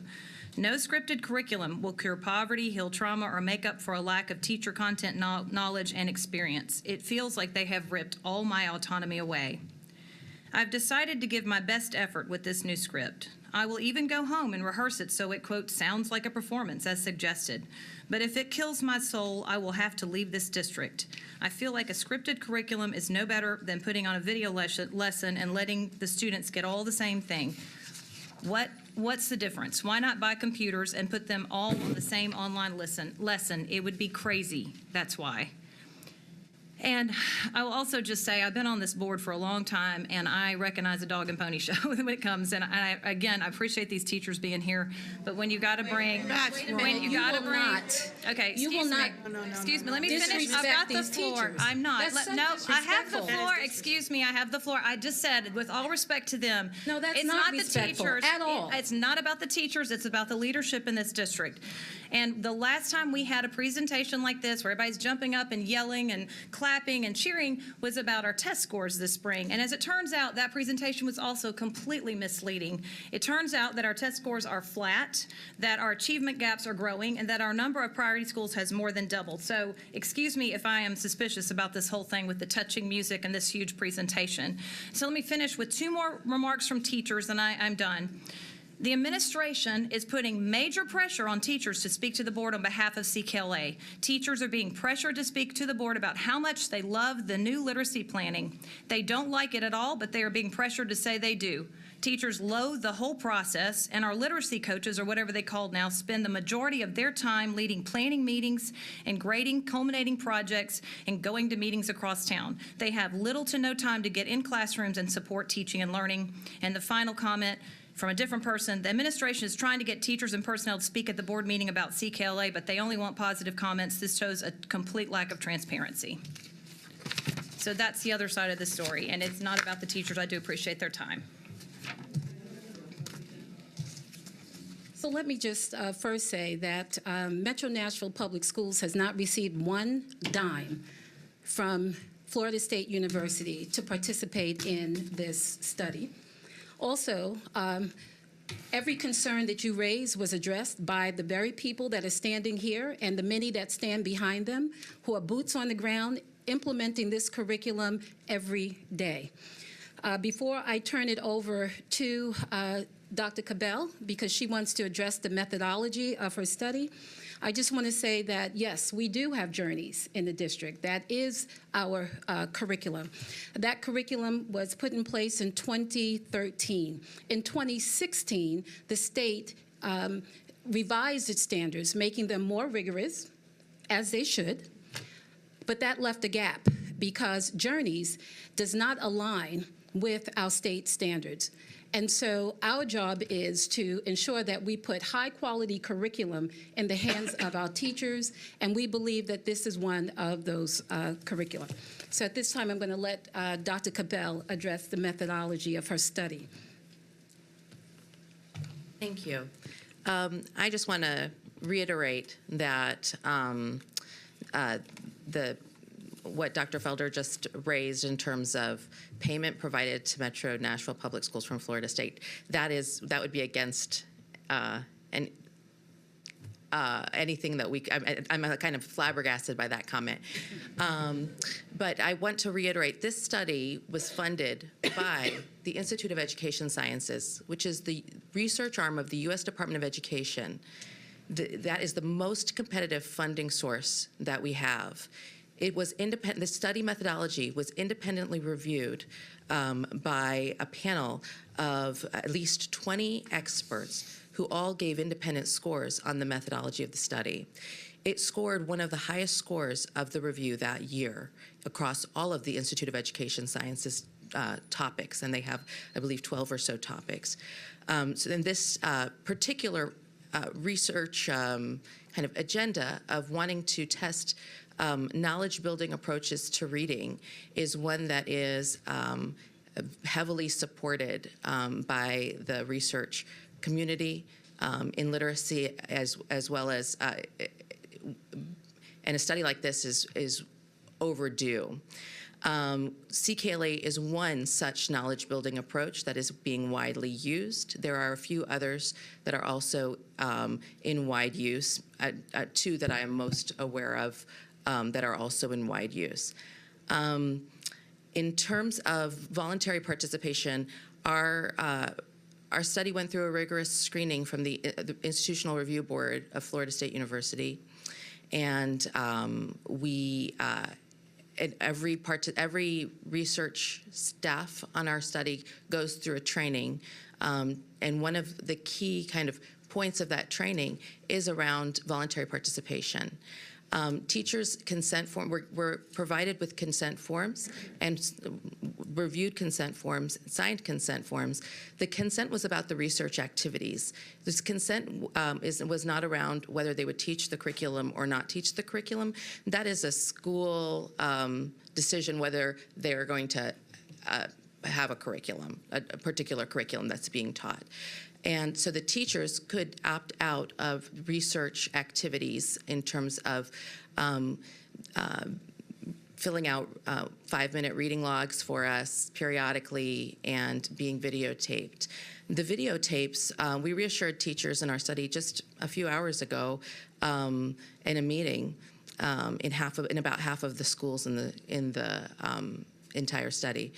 And we talked to them about the purposes of the videotaping. The videotaping was never shared with district leaders, even school leaders. Teachers are never individually identified. Their confidentiality is protected. It's only used for research purposes. So, and we did have a concern that came to us similar about 2 weeks ago after the half-day training. About and some of the concerns that you mentioned in the first letter that you read, and those concerns we addressed.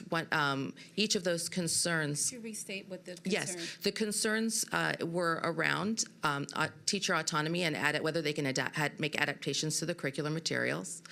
Number 2, around videotaping, whether it was a kind of gotcha kind of thing, and whether we're going to use it for evaluative purposes. And the third one was around the reading logs and tracking the minutes that they're spending reading aloud. We clarified the communication around those and followed in a principal memo to the principal and emails to all the teachers clarifying all 3 of those areas. The first one being that in this study, again, around the videotaping, this study, we need to understand as part of a research study, what are the practices going on in both treatment and control schools. That's part of any study, and it's not designed to catch them. In terms of fidelity to the curriculum, that's a word that can mean many different things to different people. So I have instructed my staff my research staff, not to just throw that word out there, but rather talk about integrity to the curriculum materials, meaning there are certain things that are active ingredients and appear to be key ingredients of what makes this research-based, which it is very much a research-based curriculum. And in fact, all of our day 2 training, teachers can adapt the materials. There is I believe it's a misunderstanding. Well, it's a misunderstanding about the materials themselves. Teachers don't have trade books. In fact, the Core Knowledge Foundation piloted their initial version had trade books where teachers were demonstrating the pictures as they normally would while reading a book. However, what they ended up doing in order for children to all have access to viewing materials and having rich illustrations depicting content, they separated the text of the book and the pictures of the book. All of the books were written by children's authors and were vetted by people from various disciplines, experts in various disciplines, so astronomers and geologists, and we're given the materials to look at for accuracy, because there are many nonfiction books on the market that are not accurate. And so their first attempt, Core Knowledge's first attempt, was to use the books that are on the market to teach to the topics, and that didn't end up working. So really there is the text in the teacher's manual, the text of the book is provided. That's what they read verbatim. Just like you would read any book to children, you wouldn't paraphrase the text of the book. And then showing the rich pictures, it's a flip charts with pictures and illustrations that were thoughtfully crafted. So it's not that they don't have access to books, they actually have access to lots of different books through the materials. I'm not sure what else to address right there. Okay. Ms. Shepherd? Any other questions? I just have a comment, and just to pair my colleague Christian Buggs, I really do appreciate each and every one of y'all being here tonight, the teachers especially. I've always admired teachers. I can't be a teacher because I don't have that skill set. So I admire those that can do that, and I've always been supportive of every teacher that our children had throughout MNPS, and then some. So thank you for being here tonight. Thank you for your dedication to our students, because bottom line, that's why we're all here. Appreciate that. I'm sorry, I just had to speak because I couldn't help but watch the teachers' faces. Some of you all look like you're angry, some maybe look like you want to cry, and I can't imagine what it looks like after a 12-hour day with our students and then with us board members to kind of have your thoughts and ideas dismissed. Earlier in the evening, for anyone that was here, we heard several community members suggest that we respect our teachers, that we respect their competence, that we respect their courage, that we respect them as professionals. And don't get me wrong, I don't want to ever dismiss what any teacher says, good or bad, so I don't want to be dismissive of any feelings that any teacher may have. I definitely welcome them and ask them to speak with us as board members, but I would be remiss if I did not acknowledge that we have teachers standing in front of us. We literally have data in front of us. We have principals in front of us that are all supporting this and that just want to kind of highlight and celebrate the good work that they have, the hard work that they have done. I have family members in the district. Some of them are in these priority schools and have experience with CKLA.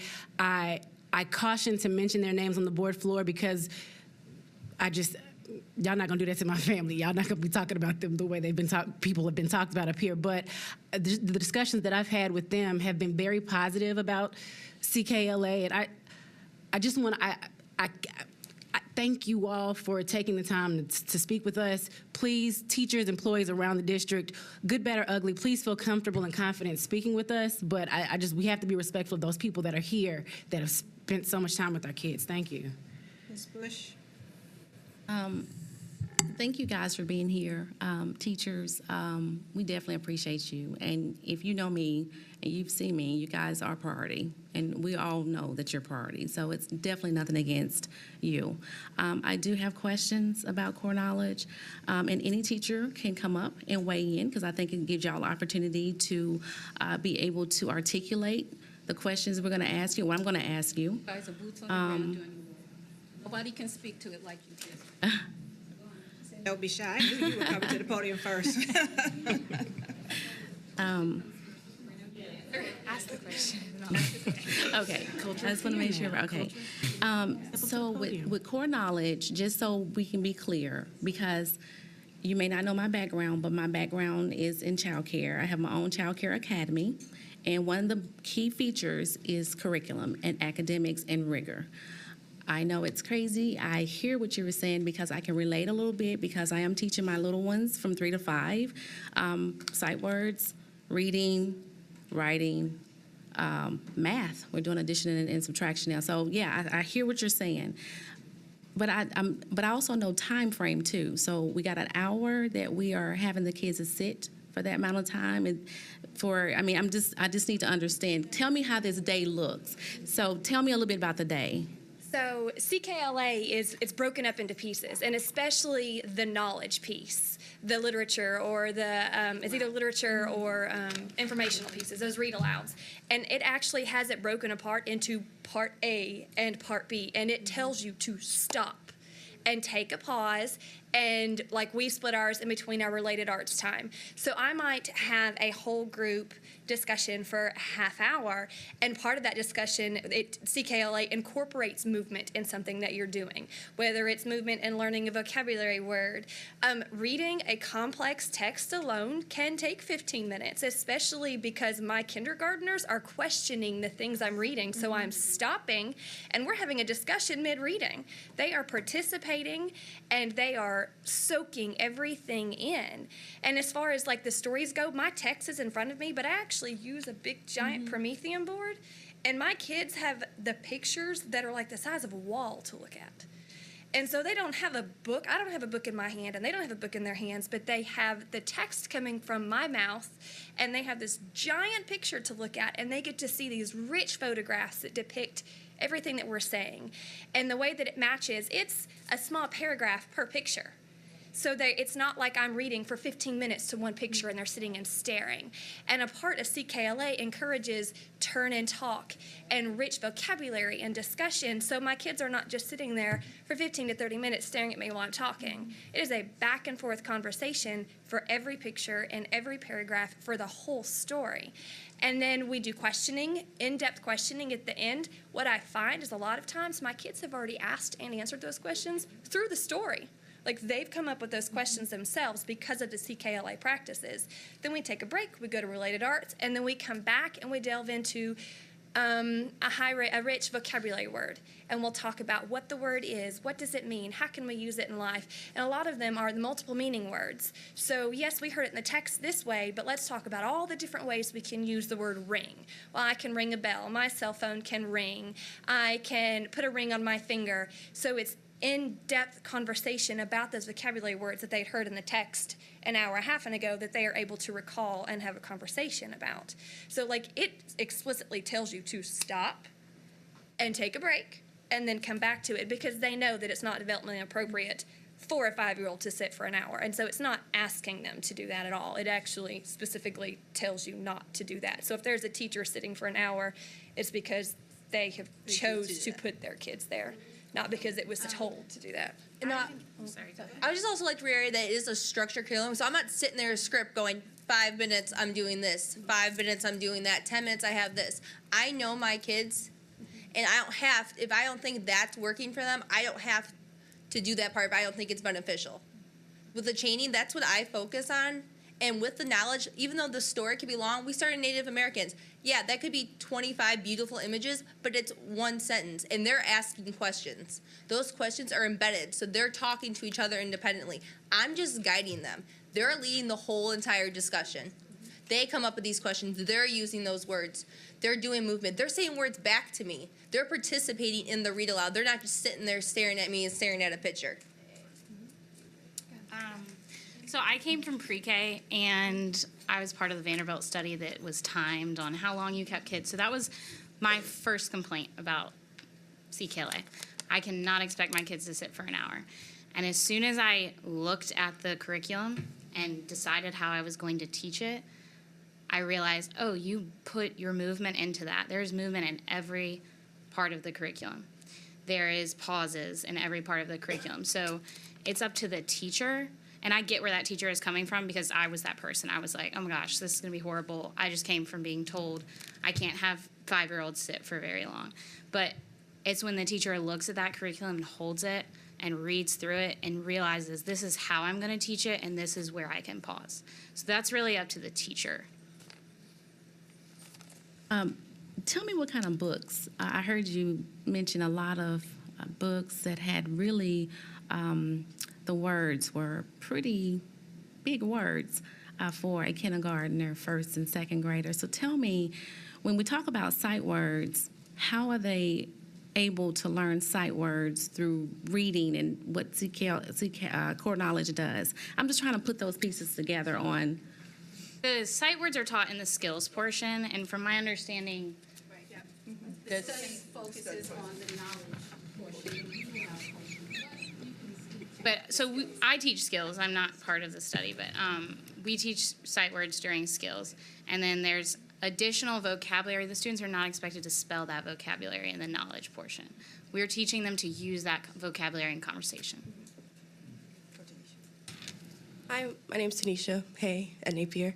I'll speak to the sight words also. We have individual readers that our students have that are tied into the spelling words.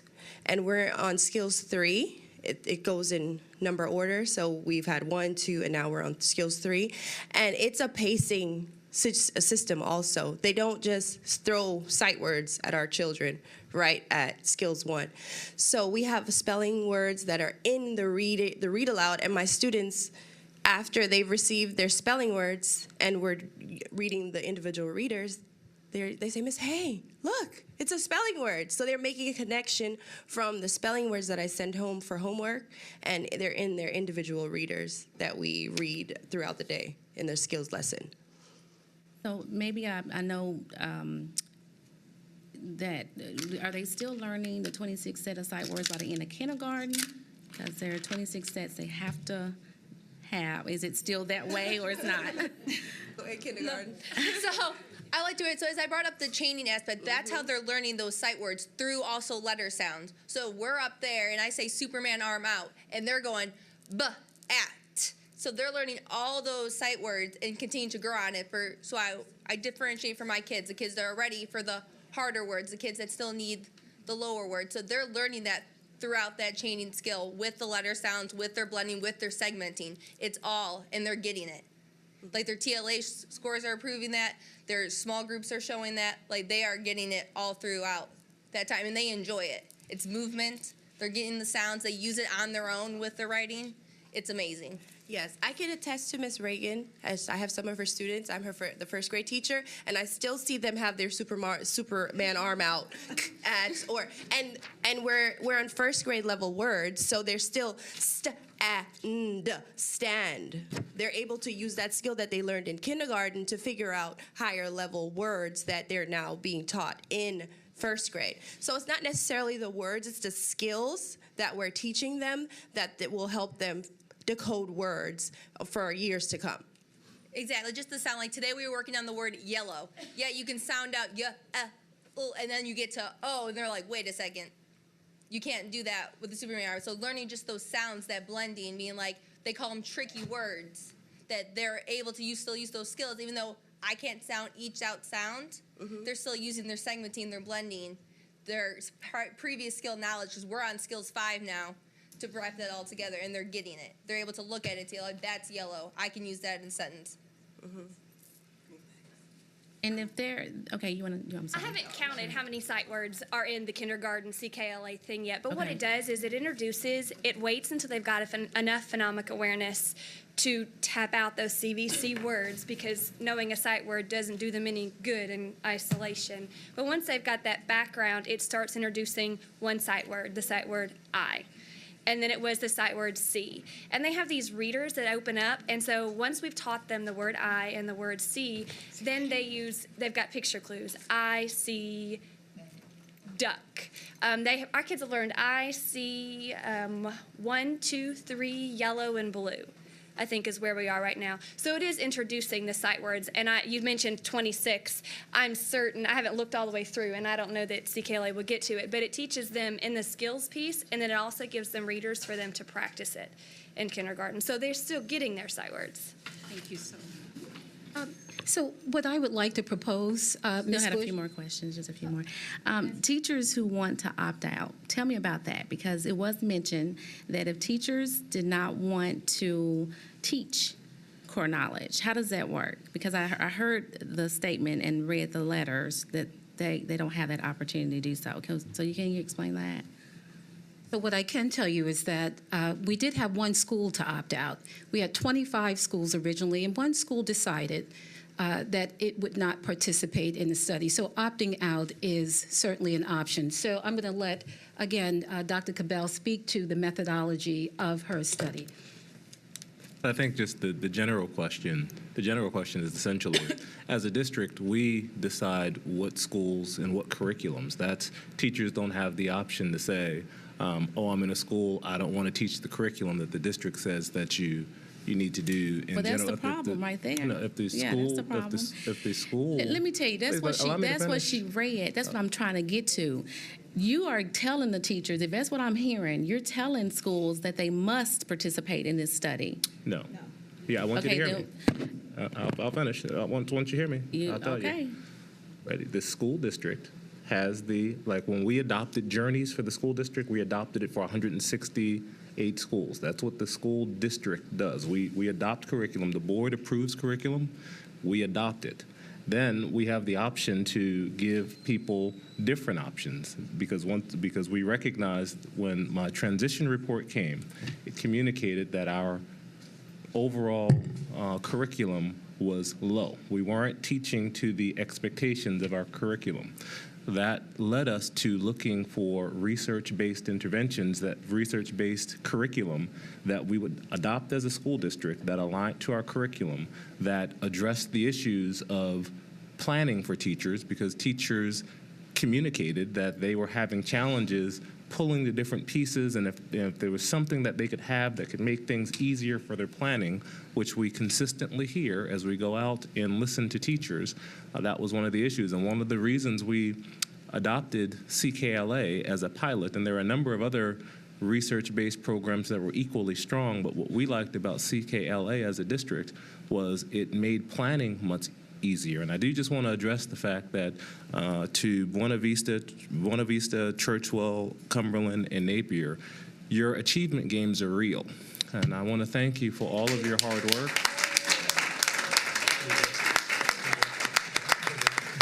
That wasn't what I understand what you're trying to do. My question was going back to. I was going. No, I'm gonna let you finish, but I'm going to finish mine. To our school district, I want to say our school district's achievement is real. That on the state assessment, not just our MAP performance, on our state assessments, we've grown faster than the state. On our NWEA, we've grown faster than the state. On our ACT scores, we have moved up. So to sit here and discredit the extremely hard work of our teachers is we won't let that happen tonight because it's real. We don't fudge, fake, or make up data. That is not. You don't do that to people that are working so hard to get things right for children in the school district. And I'm proud of the hard work that you're doing, and I thank you for this. There's no curriculum that's perfect. There's nothing, because the magic is in the quality of our teachers. You breathe life to this, and I am so blessed and thankful for what you do. And we'll continue to move forward, continue to work hard, continue to be inspired, and we're going to do all we can do to really continue to focus on making sure you have the materials, high-quality materials, and you have time to effectively plan, because it's important. I'm gonna finish real quick, and then we'll just we'll back you up. Let me just make something very clear tonight, okay? I want everybody in this room to understand this, because it seems that every time I have to deal with what he's saying, I have to come back and make some corrections. We appreciate you guys. We appreciate you teachers. We're not saying that at all. I want to make sure, because losing 149 teachers from August 1st to now is a big concern. So what I was hearing is that if teachers wanted to opt out and did not want to participate in core knowledge, what was the opportunity for them to do so? That was my question. I would love to speak to that. Okay? Yeah. But I want you all to be very clear in here, okay? We appreciate you. I support you. But what we're not going to do is do what he just did, because I understand growth. I understand being appreciative. I understand the work that you guys do. But I also want to make sure when we bring programs that they're effective and they're working. That is the whole goal. And we're going to ask the tough questions, because if you're asking for funding, then there's got to be outcome. It has to be good outcome. And that's great that you're bringing this information. I'm not saying that. But we're going to ask the questions. And it's going to be the tough questions, because you're asking for funding. I'm not asking for funding. No, not yet. Oh, okay. Not yet. I'm not not yet. asking for funding. No, I'm not saying yet. But I'm just saying, if that's a future goal. It is not a future goal. And if it is, it's okay. But I'm just letting you know, this is why we ask the tough questions. This is the reason why we want to make sure that we sustain our teachers. Because when we're losing out on teachers, and we're losing teachers because they're not being listened to or they're not being heard, then that is a major factor. When we have students that have computers that are teaching them now and substitutes in the classroom because we're losing teachers, I do have a big concern. So it has nothing to do with what he just said. I just asked a question. Okay. Dr. Gentry, may I say something, please? Please, and then Ms. Elrod, you will have the Okay, floor. and so it is 8:30, and our teachers have children they need to pick up. Me too. You gotta go pump. They have 7 o'clock. class to be prepared for tomorrow, and they want to be respectful. They want to stay and answer You don't have to stay. We can have her. questions. Yeah, that's fine. But I'd like to be able to let them leave. But what I wanted to recommend to you, Ms. Bush, and to anyone, if you want to see CKLA in action, I would be more than happy to take you to the schools, and you can see it for yourself and engage with the teachers. But I still want my question answered, And so I'm that way, waiting on- you yeah. absolutely will get it answered. Thank you again, teachers, for being here tonight. We appreciate it.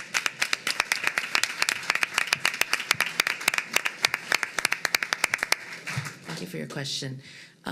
So the design of the study that has been gone through both review at Institute of Education Sciences, the Florida State University's Institutional Review Board, as well as Metro Nashville's Office of Research and Accountability, indicates that teachers, the consent form that teachers sign has to do with the research activities.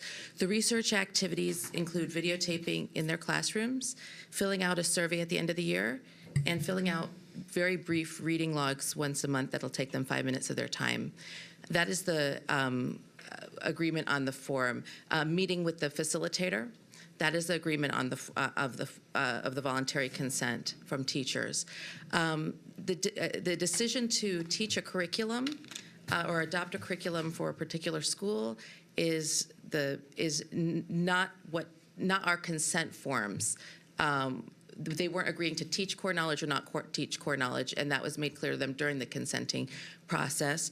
And so that, again, is a school decision to adopt the curriculum. We have agreements with principals that they signed voluntarily.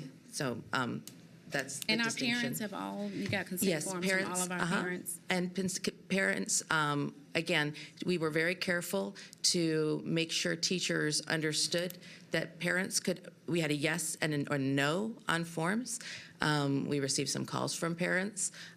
We wanted to give every parent the opportunity to respond to the opportunity for their children to participate or not, and we respect their opportunity. We got yes and no responses, and so the consent, teachers helped around the consenting process by making sure forms went home and then collecting the forms for us to pick up, basically providing parents with the opportunity, but we made very clear that this is not something that there's no coercion that's supposed to be involved, and it cannot nor cannot be, and there was clear yes and no on forms. The forms were translated into multiple languages, the top languages as provided us by the school district, and we translated those.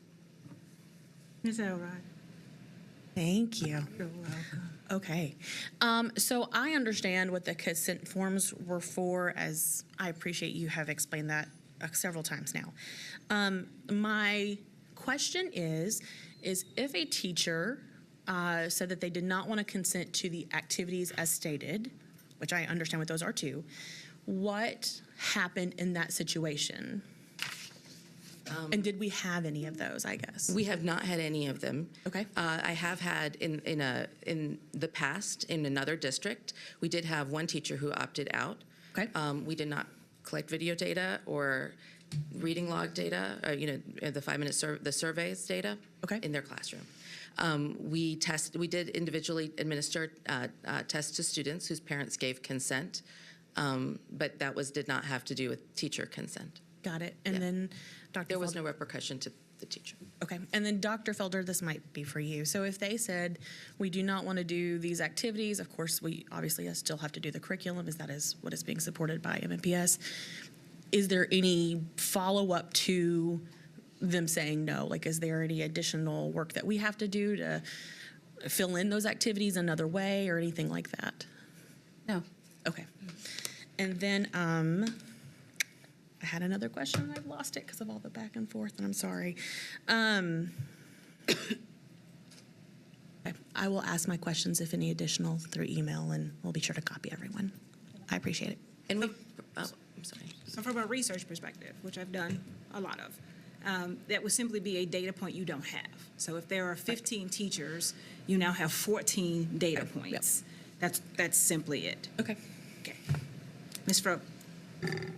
So let me make this clear, because everybody's putting a nice little spin on this, that I'm disrespecting teachers and I don't like teachers. I hope you will go to my Facebook page, Amy Frog, and look at the hundreds of comments that I'm sharing for teachers. And here is the point I'm trying to make. I made it very clear, Dr. Felder, I'm not talking about the teachers, I'm talking about leadership. So I don't appreciate you yelling over me at the meeting and yelling that I'm disrespecting the teachers that are here. They all seem sincere, they're having a good experience. Here's the problem with these dog and pony shows, as I call them. When you get 10 people that absolutely agree with the program, with all due respect, you are from Florida State, and so, you know, I'm sure you have expertise. I'm not questioning that, but that is not an independent source. And when we have questions, because Florida State is benefiting from this research. We are piloting this program for Florida State. And then we have any questions, the only people here to answer those questions say, it's wonderful, it's great. What I'm telling you and what you are reacting to in my comments are comments from teachers who say, this is terrible, this is horrible. I've been in the system 30 years, I've been a kindergarten teacher 30 years. We are not hearing from other teachers, and you know why? Because they are terrified.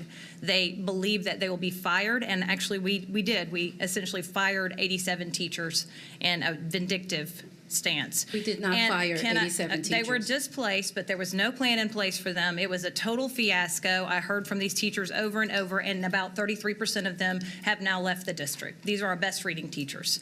So I'm saying teachers are terrified to speak up, and I hope you all will go read my page to see what teachers are saying. And I'm going to start reading these at meetings because I don't think people are reading them. And if I say anything, then they, oh, well, Amy's anti-teacher, or you trying to make some spin. That had nothing to do with what I said. I'll be very clear. So I'm just going to start reading these comments, and I hope that you all will take into consideration the negative comments that I'm receiving from other teachers about this programming. And that's all I have to say. All right, it's time for announcements. Ms. Froh. All right. I will start out tonight with a sad announcement from my district. I would like to honor the life of a student whose life was extinguished too soon. Jaden Gray Bynum was a kind and beloved honor student who attended both Gower Elementary and H.G. Hill Middle. He was a freshman at Hillwood High School when he passed away on December 4th.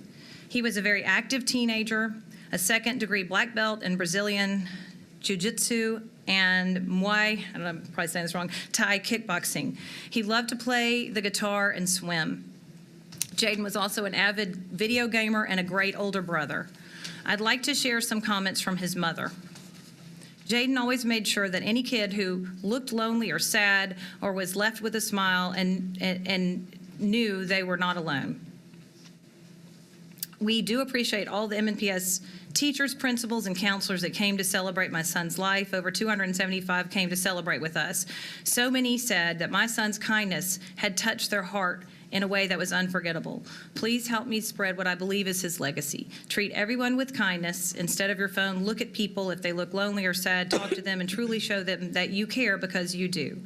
Jaden believed that kindness was contagious, as do I. At 14, he never understood why people felt the need to dress or look a certain way, and he hated all the unnecessary hate shown on social media. He hated hate. He believed in love and judged none. No matter what race you were, or who you loved, or what your religion was, or if you looked or acted differently, he believed in peace, and now I believe he finally has peace.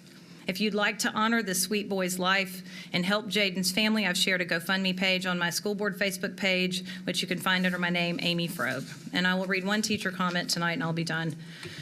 Thank you for giving MNPS teachers a voice. I'm a parent of an MNPS student and a classroom teacher. I hold multiple advanced degrees and endorsements. Today was the day I decided teaching in Metro is no longer something I can put myself or my family through. I ended the day at my doctor's office begging her for something to help me mentally survive the rest of the year. I can no longer be part of a system that degrades teachers for no benefit to students. Our school scores have dramatically declined since the director of schools has been in charge of our district. We are begging the board for help. The current state of MNPS is toxic and must be changed immediately. Your schools, students, teachers, and administrators are crumbling under the micromanagement and mismanagement of MNPS. It is imperative that the board act swiftly to change the current climate and culture of our district. We will not wait another year and a half for change to come. We will continue to leave in droves. That's all. Ms. Elrod? I do have something. I'm back on the Overton train. Get on board. Sorry, I'm not prepared. All right, so first, I would like to thank, which of course he's not here, Rasty for coming as a student ambassador. I was extremely impressed with what he shared about his experience with the academies, and as always, go Bobcats. Additionally, on that train, I want to talk to y'all about Overton and their great performance that they are going to be doing, Bonnie and Clyde, with the Tennessee Thespians Conference, which is also known as ThesCon. I want to make sure I got that down right. ThesCon is going to be at MTSU on January 11th and 12th, and Overton had the extreme honor of being voted and reviewed as being one of two performances out of 150, I think, other performances that were looked at and over 1,000 students. So it's really prestigious. It's a great thing for fine arts, and it's extremely exciting for Overton, and they're really proud, and they should be, of that experience and of that award, if you will. Additionally, I would like to just say, as I did not get to say it and everybody else did, that I too love teachers, and I just do. And it was the hardest job I have ever had. So I'm so sorry.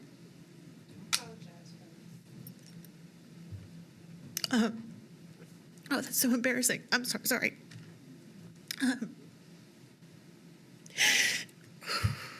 Please excuse me. I know we're all so tired. Teaching was by far the highest caliber job I've ever had, and I'm an extremely successful, driven, professional person. I find a lot of value out of the work that I do. And teaching was the hardest thing I ever did. And it was the hardest thing that I ever left. And so I don't ever want our teachers to feel like we are not hearing them, whether they are in the classroom or no longer. Ooh, guys. Or whether they are no longer in our classroom for whatever reason that might be. And so I want to make sure that our teachers are heard and that they are respected on all accounts. And that I hope that they feel that they can come to all of us and not just a select few of us, and that they can feel the appropriate avenues of talking to us about whatever their concerns may be. And so I love y'all too. And I love the work that we are doing to support our teachers. I want us to continue on that path. I think we need more champions within our schools, and I hope that I can be that for y'all. And so if you need me, let me know, and I promise I'll stop crying. I promise. I think I'm just tired, because I too have been up since 5 o'clock, y'all. I feel ya. Whew, so sorry. I just want to give, Dr. Battle is not here. Is she here? No, I don't think she's here. Just wanted to give her kudos. She came out to the south.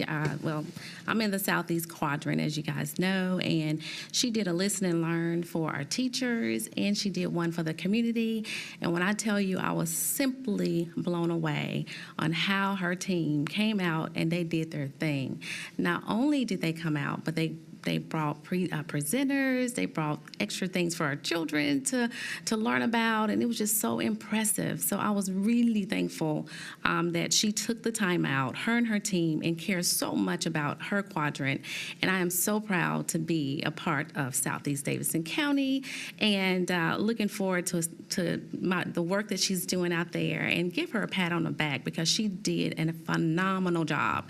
And I hope that other quadrants can take that opportunity, and other superintendents to take the same, to mirror what she did, because it was just amazing. Thank you, guys. Have a good night.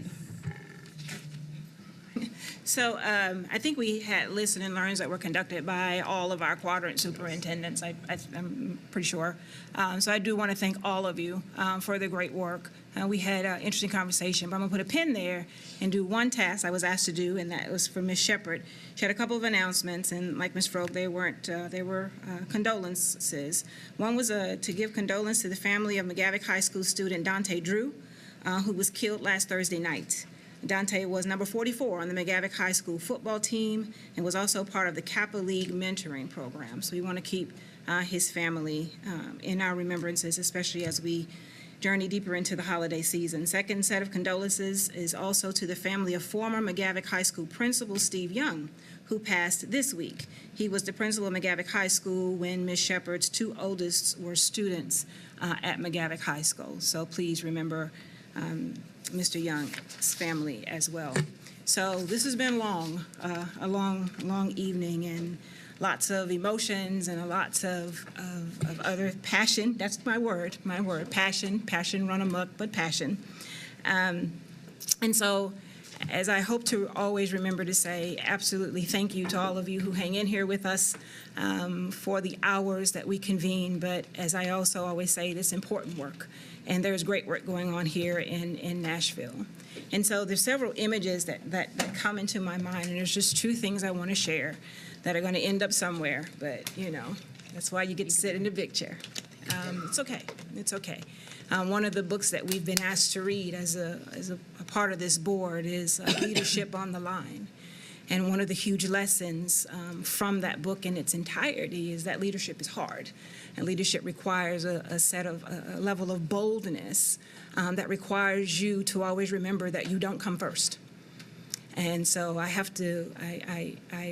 am reminded of that. And for me, and let me reiterate, for me, the work and the opportunity that I've been able to do with the Arbinger Institute that works with us here in the district with our principals in several of our schools, not our schools, but with some of our principals and our leadership here. We're reminded of this thing, and it was very hard for me to process 3 years ago when I first got exposed to it. But when I tell you, and Dawn will know what I'm talking about, I've had several opportunities for this one point to save me. And it's a point that says that everyone that you encounter, especially if they come at you, as we like to say, sideways, they hit you wrong, they rub you the wrong way, they start tap dancing on the things that are important to you, they're protecting something that's important to them. The other part of that means that it also happens with me, right? So if I approach someone in a not affirming way, I'm protecting something of me. But the twist to that is normally the thing that we're protecting isn't true to begin with. It's some image of myself that I've developed, some image of an issue that I've decided to embrace, some image that I've decided this is what's going to get me to be viewed a particular way. And so come hell or high water, come fact or fiction, come data or speculation, I'm going to continue to defend that view, because what's important is not the issue, but the image of me. That matters more. The other thing I want to invite you to Google in your spare time is there's this, when my kids and I take our girls' trip, I always ensure that we have some educational experience. And there's like a Discovery Center in Fort Lauderdale, Florida.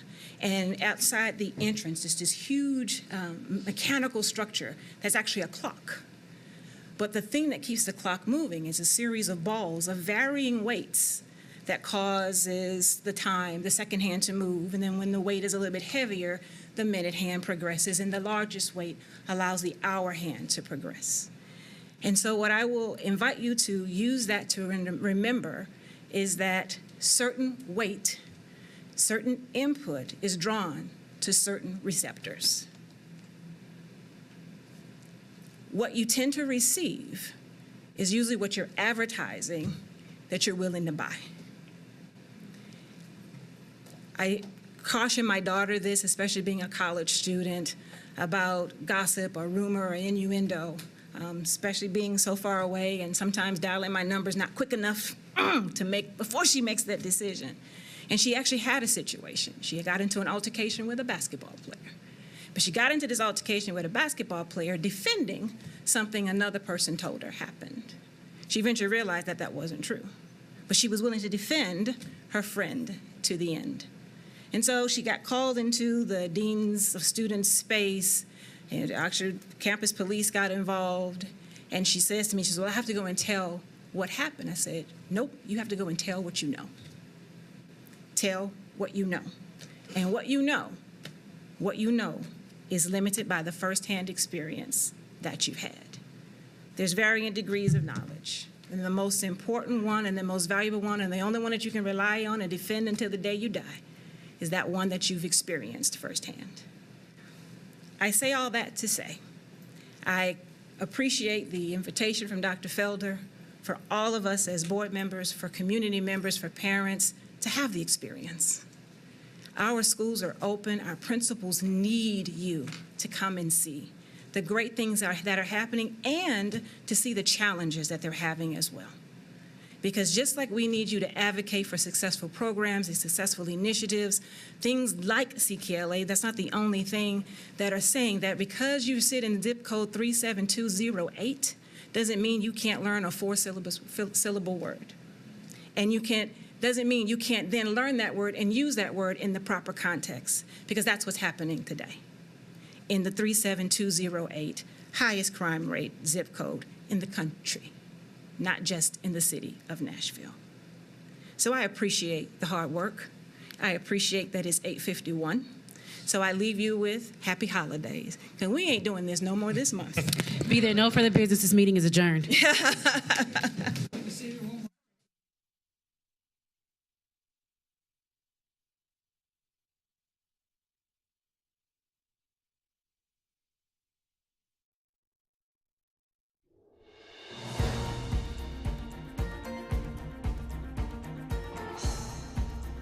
This has been a service of the Metro Nashville Network.